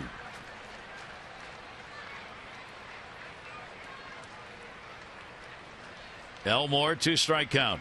Brian Mattis delivers to him. He'll put that one up in the air. Caleb Joseph with room. 2 down. Play by Caleb. Nice job by Brian Mattis. So Mattis trying to get out of it with 1 more out. Brandon Guyer is going to pinch hit for Bobby Wilson in the 9 spot.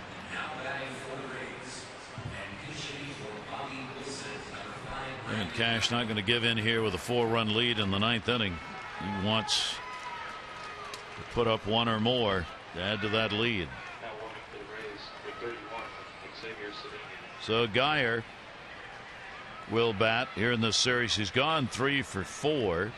Had a couple of doubles. Had a season high 3 hits in the ball game yesterday against the Orioles.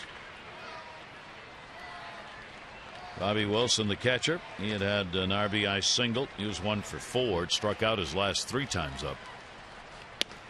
And the pitch will be outside for a ball. Cedeno, the Orioles have seen in this series, warming up.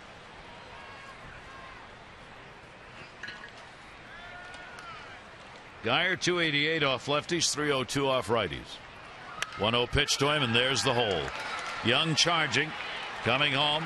Souza, throw will go to third. Runner's going to get trapped. The run will score. They'll do the rundown here. Too many throws, and he just gives in, says enough of that. Tag put on by Joseph. Kind of stopped there to make sure that run was going to score before he got tagged out. It did. So it is a 9-4 to the bottom of the 9th.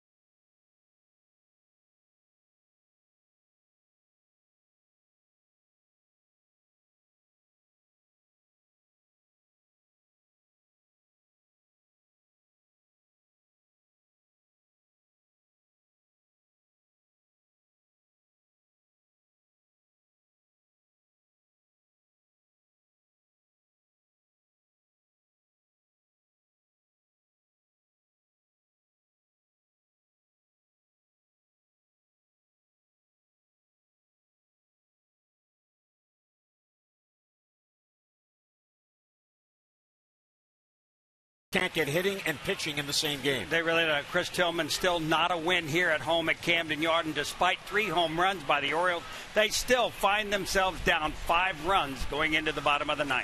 Well, we'll wrap it up when we come back, but bottom of the 9th coming up. Who knows? Stranger things have happened. Let's see how it turns out. Back upstairs to Gary and Mike. That's why you hang with them, isn't it? All right, we'll see what happens here in the bottom of the 9th inning. They'll bring on Cedeno. Cedeno, the lefty, coming out of this Rays bullpen. See his fastball at 41%, breaking ball 55% of the time, and slider curve, and the change just 4%. 20 games this season, 225 earned run average, 13 punch-outs, 5 walks in his 12 innings of work, holding opponents to a .271 batting average. Elmore is going to stay in the ball game. Jake Elmore will play at second base, and Rivera comes on to do the catching, with Bobby Wilson being pinch hit for. So the Orioles bat here in the bottom half of the 9th inning. Odorizzi on. The starter is a chance to be the winner. Would be 4-5. Tillman would take the loss at 2-7. We'll see what happens here in the 9th, whether that changes. Manny Machado will lead it off. Machado with the home run, is 7th. Last time up, he's had a couple of hits. The homer, the single, 2 for 4. Manny now with 4 hits, 29 at bats this year against Tampa Bay. And we'll go after the first pitch down the line, right field, carrying over into the corner. And goodbye, home run! Whoa, just enough to get it inside that fair pole, and just enough to get it out over the railing. And Manny Machado's got a 2-homer day, 3 RBIs. And it's 9-5. Well, a good swing from Manny Machado. Here's set up towards right field today, and up and into the scoreboard in right field. Didn't get into the flag court, but nice shot for Manny. His 20th extra base hit of the year for Machado. 8th home run. And for Edgar Barber, our Maryland Lottery contestant, another $500 on this homer. Take a look. Looks like it's going to be a little cutter up in the zone. And Manny gets the good part of the bat on it. And yeah. I think they're asking the umpires to take a look at this. They've already lost their challenge used earlier in the ball game. Would be arguing whether or not this is a home run. I don't think there's much question about that, is there? No. But they will go to New York. Toby Basner, first base umpire. Larry Vanover, the crew chief. They'll wait for the call. That didn't take very long. It's a home run. They didn't have a challenge, but you can ask the umpire to take a look, and that's what the umpire did there. If it's up on top of that padding, it's a home run. That's where it was. Yeah, it actually looked like it might have hit that fence first. Hit by the ball. That hurt. So the Orioles make it 9-5. And again, that's the importance of late runs added here. The one in the 9th, one in the 8th for Tampa Bay. 5 runs on 9 hits for the Orioles. And the pitch taken for a strike. The Orioles a 4-homer day and are trailing 9-5. Young with 2, Manny Machado with 2. Swing and a miss by Paredes. A couple of strikeouts, ground ball out in the walk. Boxberger, their closer, now up in the bullpen here in a 9-5 game. Orioles get anybody else on, we'll probably see Boxberger. Would be a save situation. Brady's ground ball will go to short. Cabrera got him. Close play. Boy, a testy play right there for Cabrera. Just gets Paredes by a half step. Cabrera, one of the most sure-handed shortstops right now in the game. Take a look at him running. Looks up a couple times. Very close play at first. They were shuffling the feet. Strong throw. First place umpire Toby Basner with the call. Strong arm shortstops. It's all about at the major league level. You make throws deep in the hole sometimes, and others may not be too deep. But when you got runners going like that, you got to hustle it over. Well, Delman Young, he'll try for a 3-homer day. He did his last time up and almost got it. Flied out to center. 2 home runs, a walk, and that fly ball out. And the pitch to him, taken for a ball. One down here in the ninth inning.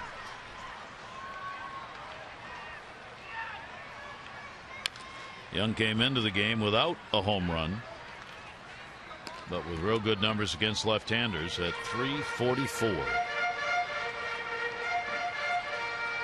1 ball, 1 strike count. Manny Machado talking about that home run over the scoreboard. He is the only third baseman in the American League with more than 15 extra base hits and more than 5 stolen bases. Manny had 20 extra base hits with the 8 home runs and 7 stolen bases this year. 1-2 delivery on the way, and the big uppercut is fouled off at the plate.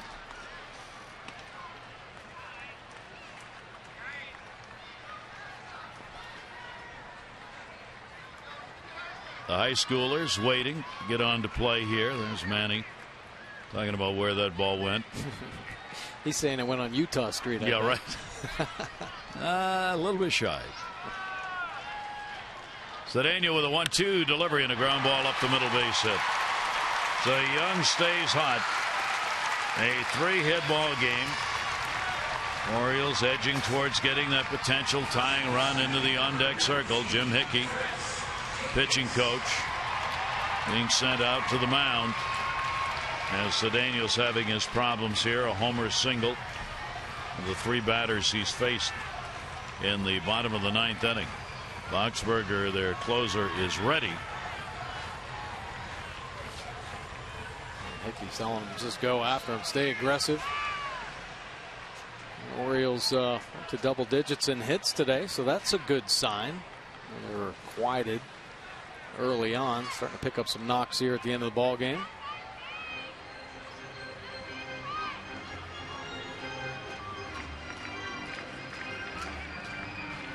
There you see the series numbers. Delman, just a tremendous series against his Tampa Bay team. He's a .272 career hitter against Tampa Bay and now has 6 career home runs against them. Here's Chris Davis, 1 down. And it's way outside. Davis will try and keep this thing alive. Pierce will be the on-deck batter. Double, walk, couple of strikeouts. It's to see another left-hander.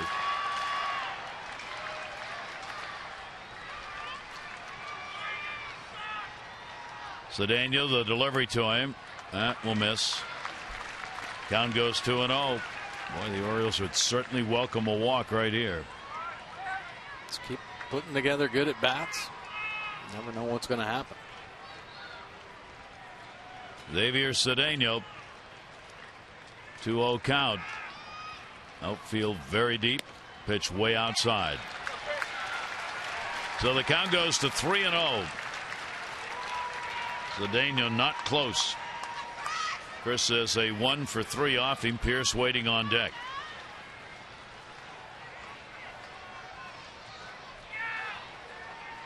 .3-0 delivery. Davis will take it, not close. So the Orioles getting what they needed. And that will be it for Cedeno, as Kevin Cash is going to have to turn to his closer. Now in a save situation with 2 on. And a 9-5 ball game, and Boxberger, who got the save yesterday but has had his struggles, will come on looking for his 15th save.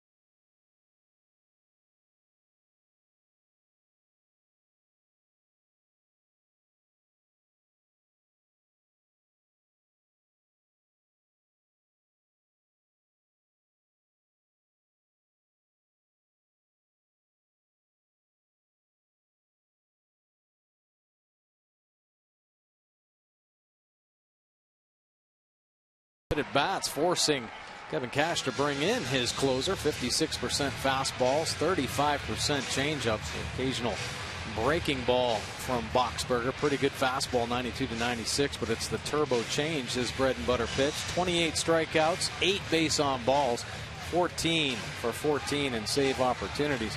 You see opponents hitting 188 overall. Lefties at 257, but the righties down to just 118. So Buck Showalter will go with the numbers. Travis Snyder has come out in the on-deck circle. He is going to pinch hit. Get a left-handed bat in. He'll pinch hit for the right-hander Pierce. Runners on at first and second base. Snyder with an 0 for 2 off Boxberger.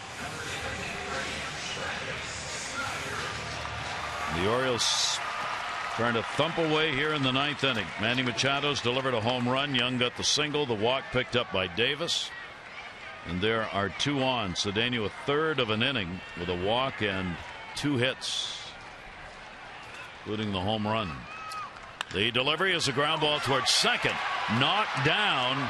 Oh, what a nice play by Elmore, who just came into play at second base. Their most versatile player gets it done. Plays everywhere. Played first base in yesterday's ball game. Made some nice picks here. Off the bat of Snyder. Pretty good first step, and then has to take a deeper angle, spinning on the knees. Coming up with the nice throw to first base. Pretty good play right there. This Rays defense staying true. Ball had a chance to go through. 2 down, 2 in scoring position. J.J. Hardy a single. He is 1 for 4 in the ball game.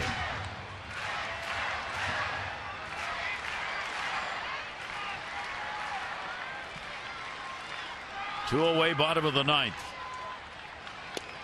Hardy takes it. Ball gets away. Not far enough for anybody to advance. Young, the lead runner at third. Chris Davis on at second base.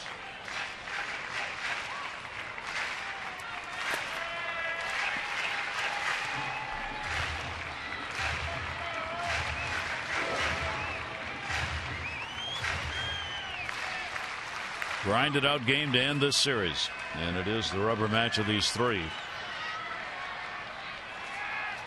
1 ball, 1 strike with 2 down. Hardy will take it. It is in there for a strike.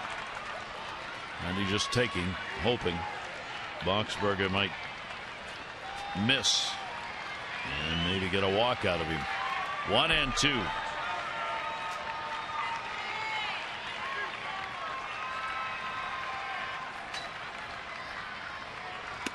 And that is way outside. 2 ball, 2 strike count. Boxberger, that real good fastball. 95 right there. It's a changeup. It's become his big pitch. Great arm action. Like the turbo change. Pretty good late depth. Boxberger 3 for 3 in saves against the Orioles this season. 2-2 is fouled off. That one got Rivera. Got him on the chin right there. To sit for 8 innings. You come in hoping for a quick 9th. Look what happens. Here's a 94-mile-an-hour fastball. Fouled straight off the chin and then catches him on the hand as well. Dealt with trouble right there.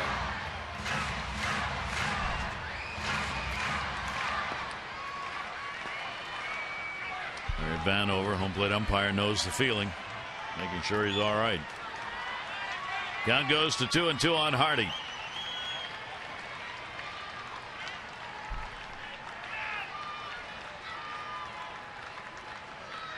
Runners off, second and third for the Orioles. 2-2 delivery. Hardy stays alive as he punches that one back. Boxberger not throwing the change, saying, hey, here it is. I got the good lead. I'm going to stay aggressive with my fastball. Hardy is 0 for 4 off the Rays closer. 2-2 delivery. Hardy swings through it. Held on to? No. Foul ball. They get a little argument here. Could have been the ball game. Rivera tried to sell it as though he had caught the foul tip. Home plate umpire Larry Vanover said no, that was a foul ball. Well, that's the turbo change, and it drops down, and Hardy just gets a piece of it. Ooh. See some dirt flying, but it looked like it might have gone into the glove. Yeah. Nice break for JJ. If the Orioles can take advantage of maybe a break right there. 2-2 delivery. That one's dropped. Tag put on. Another foul ball. And again, Rivera going. Wait a minute. We're just getting a piece. There are a couple having a hard time holding on to the fastball right now. He's clanked a couple back there. Well, it's still 2 balls and 2 strikes.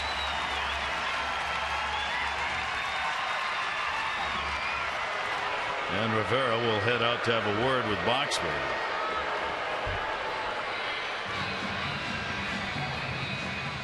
Tampa Bay is trying to get a win to move above 500 as they are 25 and 25 coming into this game.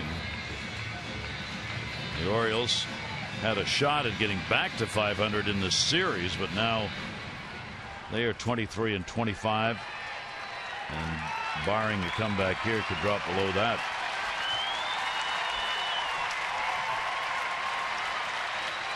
Two delivery again, and this one's going to be outside. The tough at bat put up here by J.J. Hardy. Count goes to 3-2 with 2 down.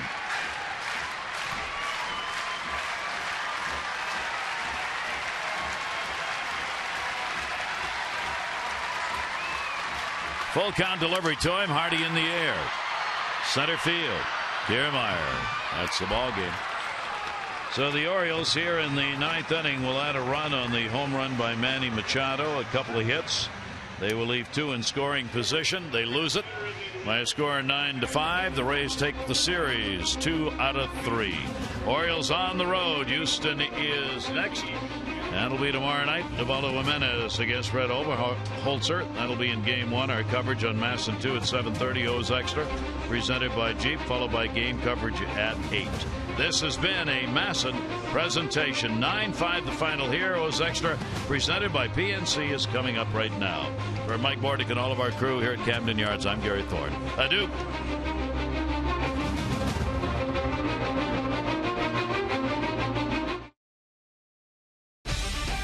Well, the Orioles come up.